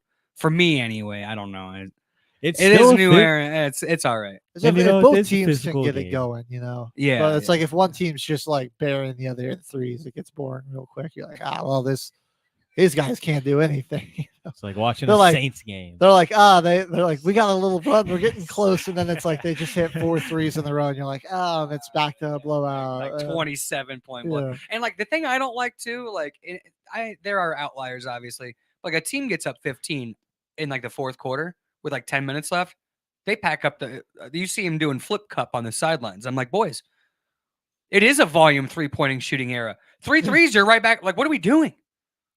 No, sub him out. We're gonna get our Bronny James on the court. Like, what are we talking? Like, what are we doing? He's only played that one game for like 3 minutes against the T-Wolves. Yeah, the Lakers are looking good. Dude, oh my God, it's like JJ Redick is a confident head coach that knows basketball. I want to see it's what a long happens season. We'll see. I mean, we'll see, but I want to see how they look. I'll just say, you see what JJ Redick does in huddles where he's like drawing plays and doing more. Just doing the bare minimum is more than basically like telling guys like, hey, maybe let's stop doing this, and then Darvin Ham's writing on the clipboard, don't commit fouls. He's like, hey, this is for your brother. This is for your brothers out there. On the court, we salute each other. Like, what are you even talking about, bro? Yeah. So he's just drawing doodles. Pray for Damon. This AAU era of basketball is just. Oh, it's your turn. Okay, now it's my turn to get the ball. Okay, cool. Yeah, all right, my turn to make a highlight. All right, it's like just like I don't know. It's highlight basketball, and there's no team. I don't know. There's a lot I could talk about on the NBA. I really don't start watching the NBA. And again, it's early. We're just touching on some games. Real basketball's played in May and May and June. Yeah. And Once that's you when hit springtime. That's when it's like, when it okay, gets real. yeah, it gets real. I mean, even right after like Christmas and January, like some of those Christmas games, I know they get hyped up and you really watch them. I don't know. Like I'm tired of seeing Golden State and Houston on Christmas. It's like every year. I'll say That's not that good of a matchup anymore. There are still some gems, like a few years that Nuggets Suns Christmas Day game. Yeah, that was fire. Because Luka, Luka was was a just bang. hitting everything. Or excuse me, Joker. Yeah, he had like a 41-point triple-double. Double, yeah. And then Aaron Gordon sent Landry Shamet to the shallow realm with that dunk. Y'all remember that? I do. Yeah. And Nuggets needed overtime to beat the Nets and the Raptors. And the Raptors. That it was a back-to-back too. So we were in Toronto and then went to Brooklyn. Back-to-back Jamal Murray had a overtime good game. games. Yeah, he had a shot to send it to overtime, I believe. Yeah, we got that highlight up here. We Got do. that yeah, clip. yeah. That was an amazing shot. Joker, right second triple-double of the season. 29, 18, and 16. Oh my god. That guy, have you seen him? I love his post game because they like, oh, you're like, the first player. He's like, I'm the first player to ever score 30 points and 9 rebounds and 4 assists. And like how? He's like, what are you talking about? I'm like, Well, they're like, how do you feel nonchalant about it? How do you feel about how do you feel about this accomplishment? He's like, I miss my horses. He's like, I don't care, to be honest. His brother during the NBA Finals, like when they beat the Heat, like I remember like leading up into that break before the finals started, he was like, the NBA is like super soft, like, and because they were like all the press and everything like that, and they were like, hey, what do you think the atmosphere is going to be? They asked, Joker what the atmosphere. He's like, brother, I'm from Serbia. Like this is, we shoot each other in the stands in light. Have you seen some of those overseas road flares games? off? Oh, dude, I've seen a like, Greece game where they light freaking those the traffic flares off in the stadium. It's like fireworks are going off while they're playing. Yeah, they're shooting free throws. They got like handguns going off in the stands. They're acclimated for the environment of playing in an NBA game. I mean, I think that that's why we're seeing Europeans are kind of dominating and taking over the league, because it's like you come to compared to like an overseas game, you come to an NBA arena and you're like underwhelmed. And you can go pro from when you're freshman in high school. Yeah. Luka's been playing pro basketball since he was 14, 15 years old. The dude had no facial hair, couldn't even grow a mustache yet, and he's playing pro basketball. He had won like 2 overseas championships by the time he was 19. The only reason these guys are coming to the NBA is because you get millions of dollars. Like it's just a bigger pay raise. Right.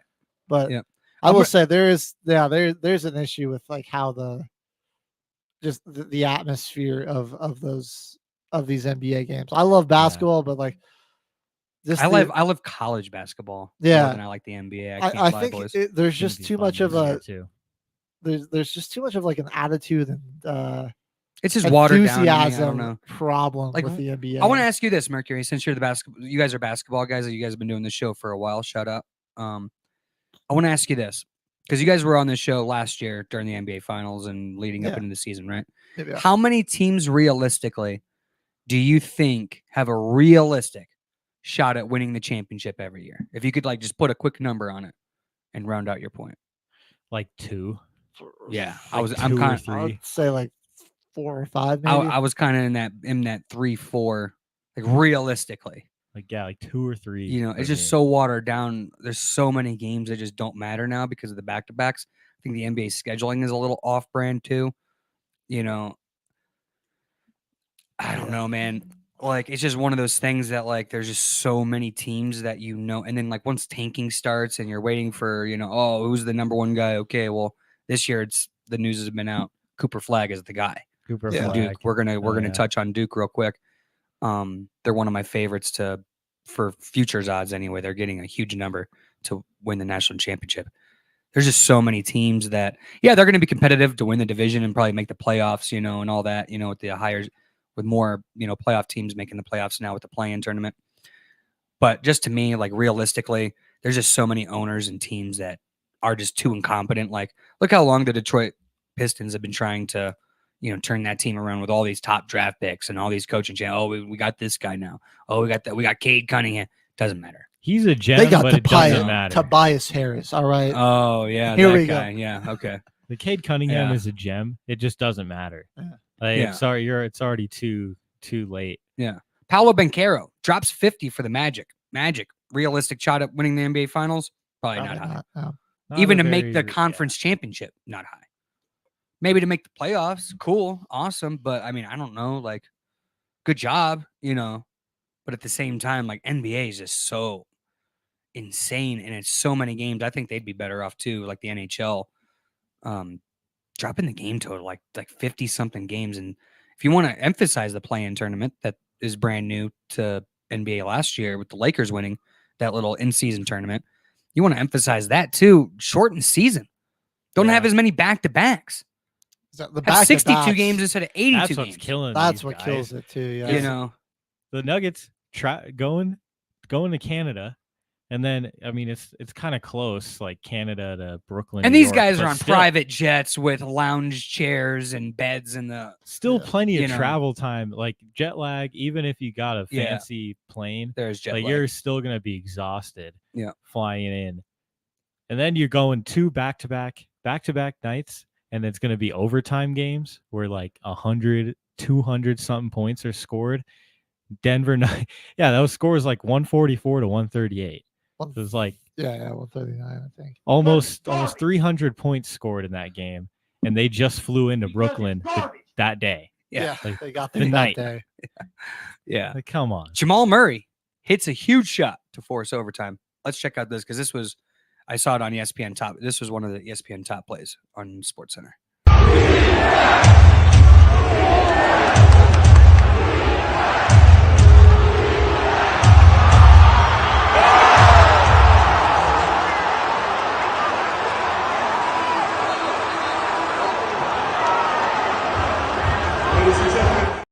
That two-man game from Joker and Murray still very much real.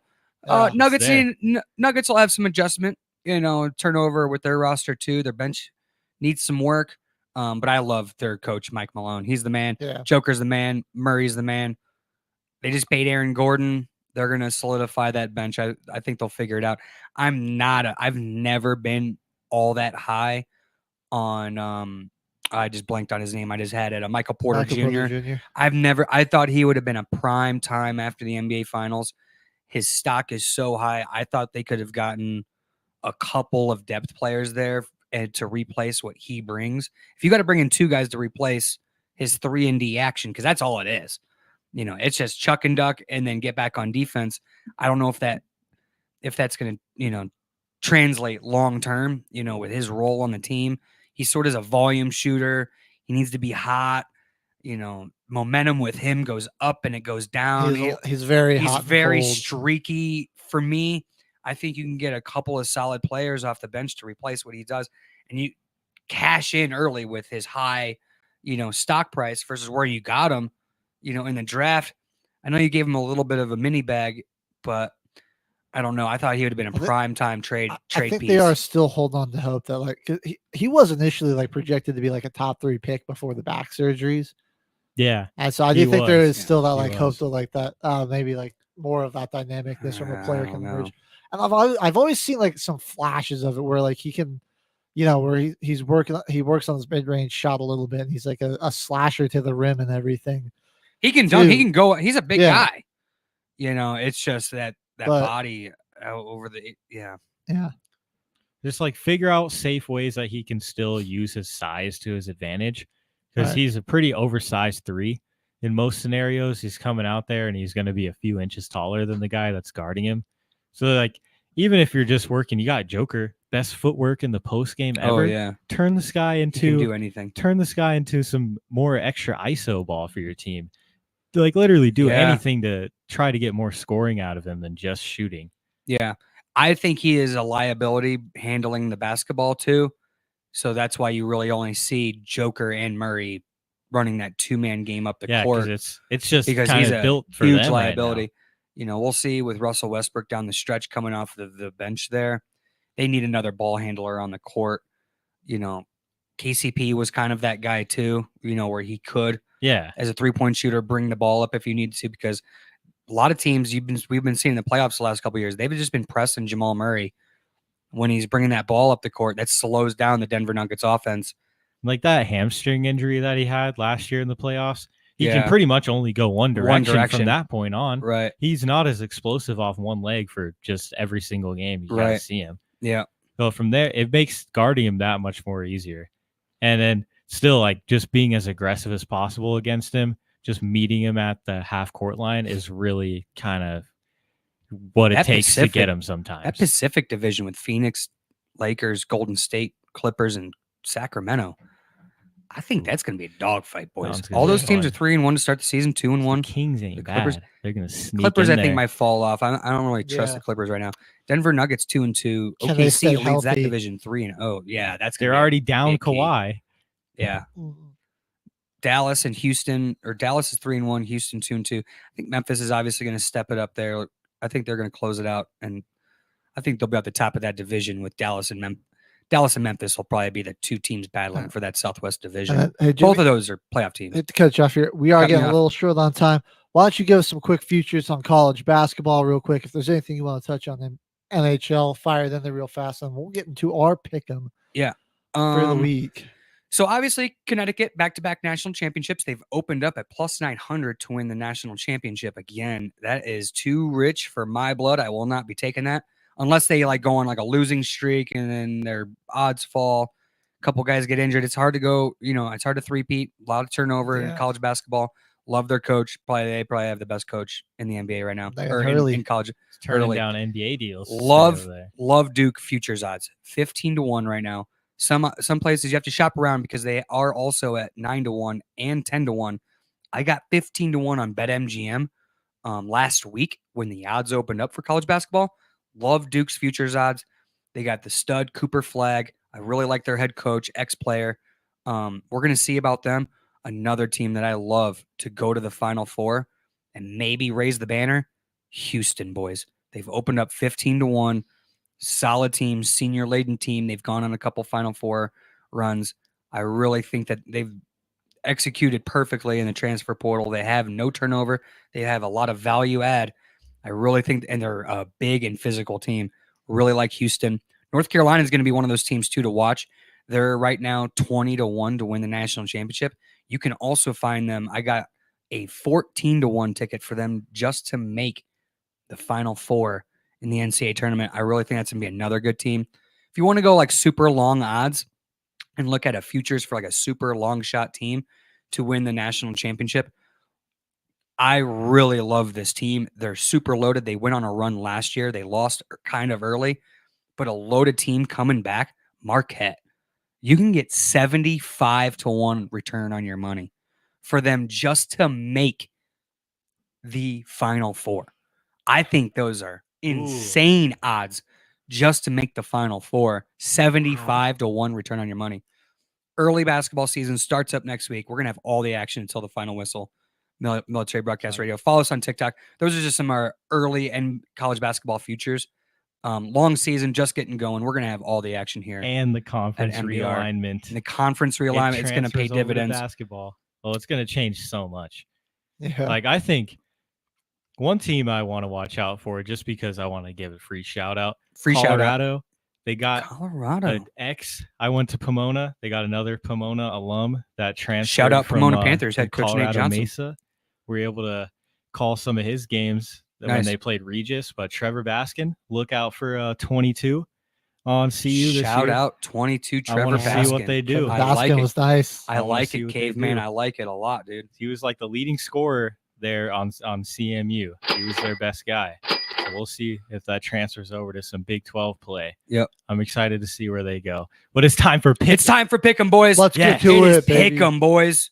Let's go. Pick 'em time. I need a good week this week, man. Yeah, you do. Or I'm screwed. Till the final whistle on runyourpool.com. Yeah, runyourpool.com. Join in. I know it's late in the season. I think I slid into the top 3 there, boys, on the pick 'em pool. Let's go. I'm hot on Mercury's heels right now. You know who's baby. hot on both of our heels is I know nothing. We gotta watch out. Shout out number Scott. one fan, dude. Shout out the number one fan's dad. Crushing it. All right, boys. Kyle, the ever We're gonna elusive. start off. Oh yeah, Kyle's gonna be in the Kyle, let's pick him time. This is where you usually talk crap. Talk crap. All right, Thursday Night Football, boys. I'm done. having faith in Aaron Rodgers and the Jets. I've picked You them. can't go back to the well. You can't go 4 in a row picking the New York Jets They over the freaking. Watch them win now. Me down, Right, bro. dude? Yeah. Oh yeah, no, they're gonna probably win this week just because of that. But New York Jets 2-point favorites over under 42. I'm done. I'm Mercury's done out. believing in Aaron Rodgers. I'm done believing Mercury's in that out. team. I don't know if I'll pick them again all season. They've burned me too much, man. I've been burned too much. I don't trust the fighting Aaron Rodgers. No, he's out. I'm rooting on their downfall. Mercury's out. Rumor has love it Tim Boyle's getting a start. Tim Boyle. I think he's in Miami. Yeah, he's on Miami. Oh, he's on Yeah, Miami in now. Miami. Who even is the Jets backup? Put them in there, though. Dude, they got the fighting Tyrod Taylors, brother. They Got Tyrod Taylor Tyrod. over there for the New York Jets now as a backup quarterback. I love that total of under 42 points. I mean, that's a free 12 points. I think that number should be closer to like 35, 36 points. The Jets ain't scoring but 20 points a game. Houston Texans are only scoring like 20 points a game. You're getting a free 2 points. I'd take the under in that game, honestly. I'd take the under in the Jets. 2017, probably. I think the Jets could probably win by 3. I'm just, you know what? I'm glad I'm going out for Halloween probably gonna plans go Jets. tonight. You know, Yeah. that night, Tomorrow night. You're not doing gonna the give haunted yourself corn a maze, and then I'm shame. going he's to a not- party. I'm glad that I'm not going to miss much because I mean the banged up Texans versus the dysfunctional Jets. I'm so thrilled that's prime time. I'm going to go on just a slight rant here. I'm so tired of New York teams that the Jets and the Giants being put in prime time. It's so bad. Like I know New York has a big population and that's why those games get a lot of viewership. But like, can we please just think like, are these ever entertaining games? Like 95% of the time, no. You're like, oh my god, there's just these teams are terrible. They're not fun to watch. Yeah, stick them in the 11 o'clock window. This is the last Jets game on primetime for the rest of this season. Yeah. Hopefully, there's no more Giants games. Man, I mean, we already have to deal with the with Chiefs are games.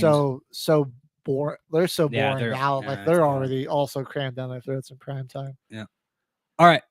We're gonna move Rant's on over. over to Nashville and the Tennessee Titans versus the New England Patriots. No Drake May. So we'll see. Dog with fleas. Which one you want? Titans or Patriots? I'd probably have to go I went with the Patriots. I did my pick 'em last night.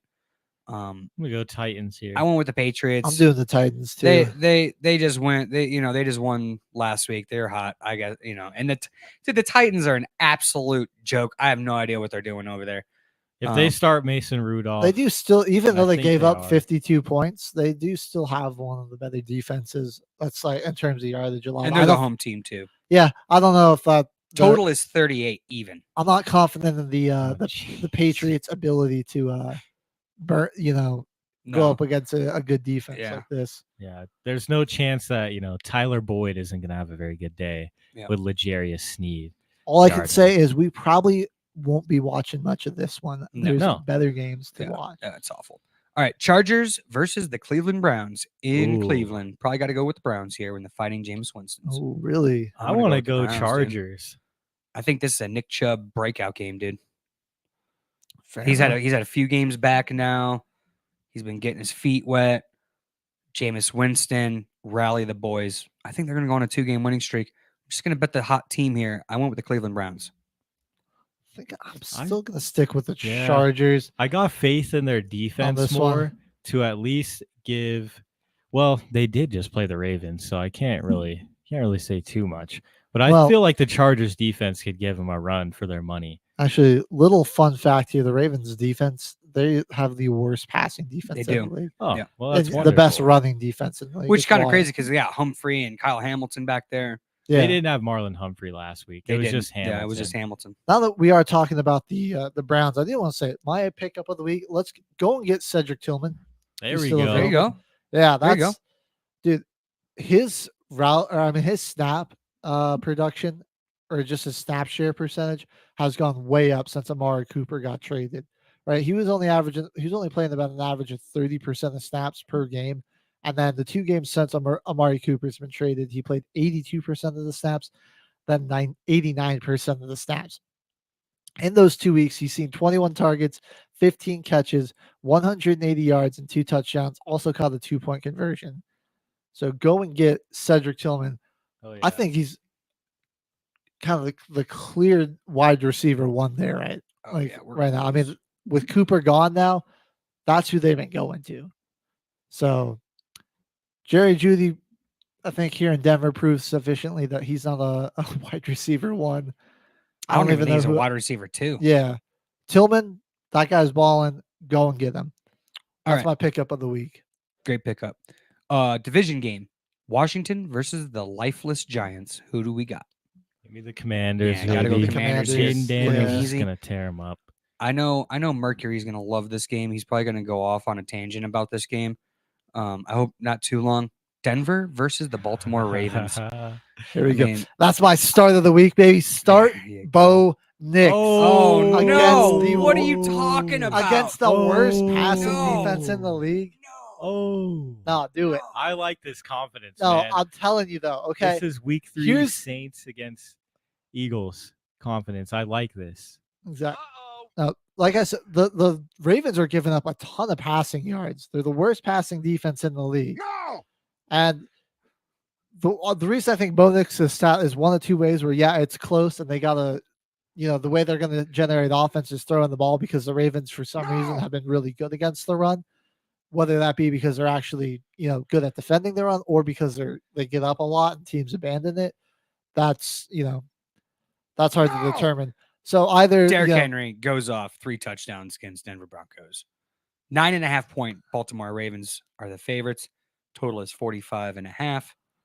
I got to go Baltimore. Broncos upsetting them. I only think the Ravens are going to win because their running defense is so good that the Denver Broncos aren't going to be able to do that play action game that they were able to get some success with. It's going to be harder to get the passing game going because the run defense is so strong. I like that breakdown. Ravens at home. I do want to go with the Broncos right there, but I do want to go with the Broncos. I want the upset all day. Give me the underdog. Baltimore coming back home after losing to the Browns. I like it. I like it. Yeah, there it is. I already got a ride with the Kubiaks. You know how that's going. I like it. All right. Sean Payton and the boys. I mean, Bo Nix is coming off of his best game of the season. So just in terms of fantasy value against a team that's been pretty bad in the passing defense, it'll either be a close game and Bo Nix will be throwing a lot of passes to try to keep them in it because that's where they're going to have to get their offense. Or it could be like a Tampa Bay situation where Baltimore does just get up by so much early and then they take their foot off the gas. But, even still get you fantasy points. 2 early picks for Baker, he still finished that game scoring like 34 points in fantasy football. So Denver Broncos no longer playing Bryce Young. They are playing MVP Lamar Jackson. Yeah. Whether you win or lose, garbage time points still count in fantasy football. So they do, my friend. Oh, yeah. That's where my Bo Nix start of the week is coming from. Same division. Different team. Cincinnati Bengals at home against the Las Vegas Raiders. Cincinnati minus 7.5 point favorites. Total 46.5. Do you think the Bengals win this one here? I do too. Just because the Raiders. I think the Bengals win. I am picking the upset. Give me the Vegas Raiders to upset the Cincinnati Bengals at home. I think this is just going to get even worse. I was very high on the Bengals. I'm going with the Las Vegas Raiders plus 7.5, and I will take them to win outright in the pick and pool. I think the Cincinnati Bengals are ripe for the picking right now for an upset. I think the Vegas Raiders are one of these teams that are going to come in. I think the Cincinnati Bengals are going to overlook the Vegas Raiders a little bit because next week they got to go to Baltimore to play the Ravens, and then they got to play the Los Angeles Chargers on the road. Is this a look-ahead spot for the Cincinnati Bengals? I got to go with the I think Vegas when Raiders. you're 3-5, you can't really look ahead in the game. I think that's my thought process. Totally, but I mean, it's still natural for team. We got to play we could probably win this game. We're at home. That's true. That's true. The Raiders, they just can't run the ball for anything. I mean, they have their 3 options at quarterback should be like the third string quarterback on any other team. No, I'm not confident in the Raiders. If the Raiders lost by 50, wouldn't be shocked. Desmond Ritter, but I'm also gonna I would like to have an upset. The Chiefs handed them 2 opportunities to come back and tie that game up last week, and they chunked it. So I have no faith in the Raiders. They lost to the freaking Panthers. I know. Speaking of the Panthers, 7-point home underdogs. How are they 7-point home underdogs to freaking the New Orleans Saints, caveman. That actually doesn't make any sense out there. Because they lost by 37 the last time. Total is 43 and a hook. I'm going with the Saints here, buddy. I'm going with the Saints I'm going too. with the Saints too. We're riding with the Cavemans. This is the thing that it's probably going to be a close game because our defense is going to make them look kind of good. Yeah. And that's one thing and I watch wanna out for see, Jalen man. Coker, man. Like, I was nice. I want to last see week. Dennis Allen just do more. Like, he doesn't even say anything sometimes. Yeah. And it's like, can you even take the He's trash the- cans out to the he's- curb, dog? Like, what's going on? Like, what's going on? Like, our defense is terrible. You're a defensive-minded coach, and you're like, nothing's changing. And his famous quote, his famous line every week: "Keep doing what you're doing, bro." I hate that. Stop. We're terrible. We lost 6 straight. Actually, you don't keep doing What you're it. doing is not working. What do you Stop mean? it. All right, It's we gotta like- go. Oh, we gotta man. keep going. We gotta move. I know Caveman's gonna go on a rant on TikTok later, so check that out. Buffalo Bills versus Miami Dolphins. Yeah, Tua's easy. back in the lineup, but I got to go with Easy. Buffalo here. Yeah, They're gotta go still Buffalo. Total is 50 even. Spread is -6 for Buffalo. I kind of like they're that still spread. dominating though. It's just their ability to run the ball, man. No matter who it is, James Cook, Ray Davis, Ty Johnson. Yeah, it's working. Right. Mari Cooper's there now. That passing game's still opening up. Dallas versus Atlanta in Atlanta. Oh, man. Got to go with Atlanta here. I don't want to see the Falcons win, but pick 'em. Yeah, I probably got to go Atlanta. I want to pick the Dallas Cowboys, but I just have no confidence in Mike McCarthy now. No, I think it's over for them. Not and- at all. I mean, dude, they were getting like run over by Isaac Guerrero. Yeah, Like, Isaac Guerrero. He ran rough shot over rough them. shot, bud. Yeah. We're Kyle Pitts could be in for a big game. He's on my. I think so. Yeah. I was just my Kittle went absolutely off against them. So another big Yeah. game for the Yep. Atlanta Falcons. Tyler Algier and Bijan Robinson could easily combine for 200 yards on the Probably. ground. Yeah. Dallas Cowboys, very weak run defense. Yeah, watch out for it. NFC East home team, Philadelphia Eagles, -7.5 point favorites, total 46 at home against the Jacksonville Jaguars. Yeah, I got to go with Got Philly. Philly here. They're, That's an easy they're starting win. to put it together. I think They they are. win this game Yeah. by a lot. We're It's just not even gonna close. make Moving that on. quick. Foot on the gas Yeah. pedal for sure. Chicago versus Arizona, trap game for the Chicago Bears. Next week they play the Green Bay Packers. Oh, it is. It's just like the Packers actually- played Jacksonville to go into Detroit. Oh, they Another- play the New England Patriots next week. Never Oh, mind. okay. I apologize. Packers are on a bye week next week. Arizona versus Chicago. Arizona at home. I'm going to go with the Arizona Cardinals here. The Chicago Bears on the road. They look like a completely different team on the home versus on the road. I think that's a sign of a rookie quarterback. I'm just going to go with the upset. Give me the Arizona Cardinals. Yeah, I'm going to take the Cardinals Yeah. here too. Yeah. I don't think the Bears can do it. Division matchup, probably game of the week, boys. Detroit Lions on the road, -3.5 point favorites, total 48.5 to the Green Bay Packers. That spread indicates to me that I think Malik Willis is going to start, and we're going to give Jordan Love the extra week of rest. We have a bye week next week, and then we play the Bears off of the bye week at home. I really like Detroit Lions here in this matchup. I just read on my socials for all the Packers, referee Cleet Blakeman is refereeing the Green Bay Detroit Lions game. Fun fact about Cleet Blakeman refereeing home games for the Green Bay Packers, 1-7 to the away team against the spread. Little tidbit of information there for all the sports bettors. Shout out Alrighty. NSS when we stream this out on that broadcasting station on Saturday. If you're paying attention to this, Cleet Blakeman reffing the Green Bay Packers home game against the Detroit Lions. Give me Detroit. Yeah, I think if Willis plays, the Lions Give will me probably Detroit. win this. Yeah. Um, Even if Jordan Love plays. I was going to take him if Love was going to play. Just It'd have been the tough home, for me. The home field advantage. I just think you got your He's hobbled. when Malik Willis. That is true, but like when Malik Willis plays, they got to rely on the run game, and that's been the one strong suit for the Lions defense. Yeah, where they might be able to get an advantage. But like if Love was playing, and again, healthy, I think he would probably Health is shred key. that secondary. Oh, 100%. But yeah, I'm gonna go with the Lions. I mean, they're also just like the They're Lions playing are good looking football. pretty Playing unstoppable great football. right now. Can't even hate on them. Yeah. We're going to swing down to Minnesota from Green Bay, where the Minnesota Vikings are 5-point home favorites, total 46 and a hook, against the Fighting Joe Flacco's now the starting quarterback for the Indianapolis Colts, and they have benched beleaguered first-round quarterback Anthony Richardson for being tired. So Joe Flacco, the 47-year-old, isn't tired, and he's going to be the future starter for the Indianapolis Colts now going forward. Minnesota. I do like the move for Indianapolis. I do too. I think that gives you your best chance to win. Although against Brian Flores' defense that likes to blitz a lot, I don't think the statue of Joe Flacco is plays really well into their strengths. I think that's where Minnesota will probably have an advantage. I still think the Vikings are a good team. I think that they've lost 2 games in a row. Looking for a bounce back win here. It's going to be on prime time. Yep, Sunday Night Football. The Vikings fans are going to be riled up. Skull's going to be alive and well. I'm going to go with the Vikings on this one. That one got moved. Yeah, that one it got bounced up. Yeah. So it was that's initially an 11 Jacksonville, Philadelphia. And Yes, it obviously, you need to get that out of the prime time Yeah. slot. Thank you for doing that, NFL. We appreciate We're it. going to swing across the coast to Seattle for the Rams versus the Seahawks. Seahawks, going Rams. 1-point home underdog, 48 and a hook. You're going Rams, caveman? I'm taking the Rams. I kind of like it. They're hot. They got Puka Nacua.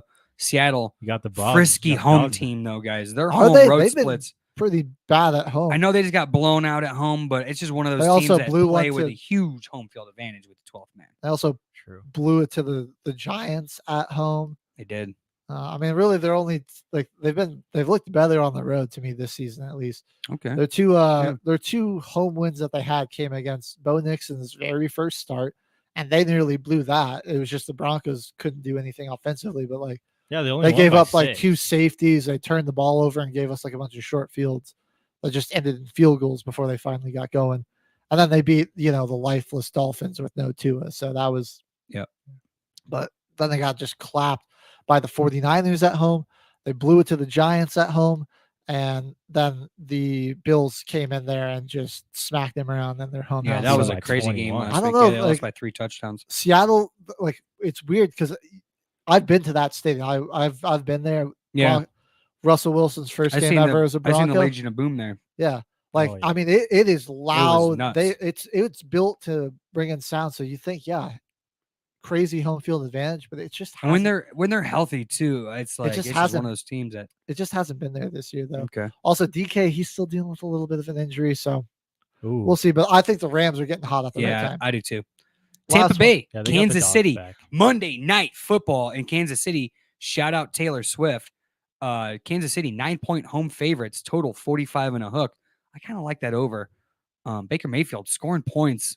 We know Kansas City's going to get 3 touchdowns from the refs. He's got no I'm Mike still- Evans and no Godwin though. I'm gonna go. I'm going KC just for Going that with reason. KC, yeah. Yeah. I think honestly, I BS really 8-0 feel like too. the Buccaneers could have handed them the first loss if they were healthy. Oh yeah. If they had I agree. Evans and they had Godwin, I really think they would have, because they would have had the Kansas City. opportunity. Kansas McDuffie City's got a can't good guard all secondary, of but them.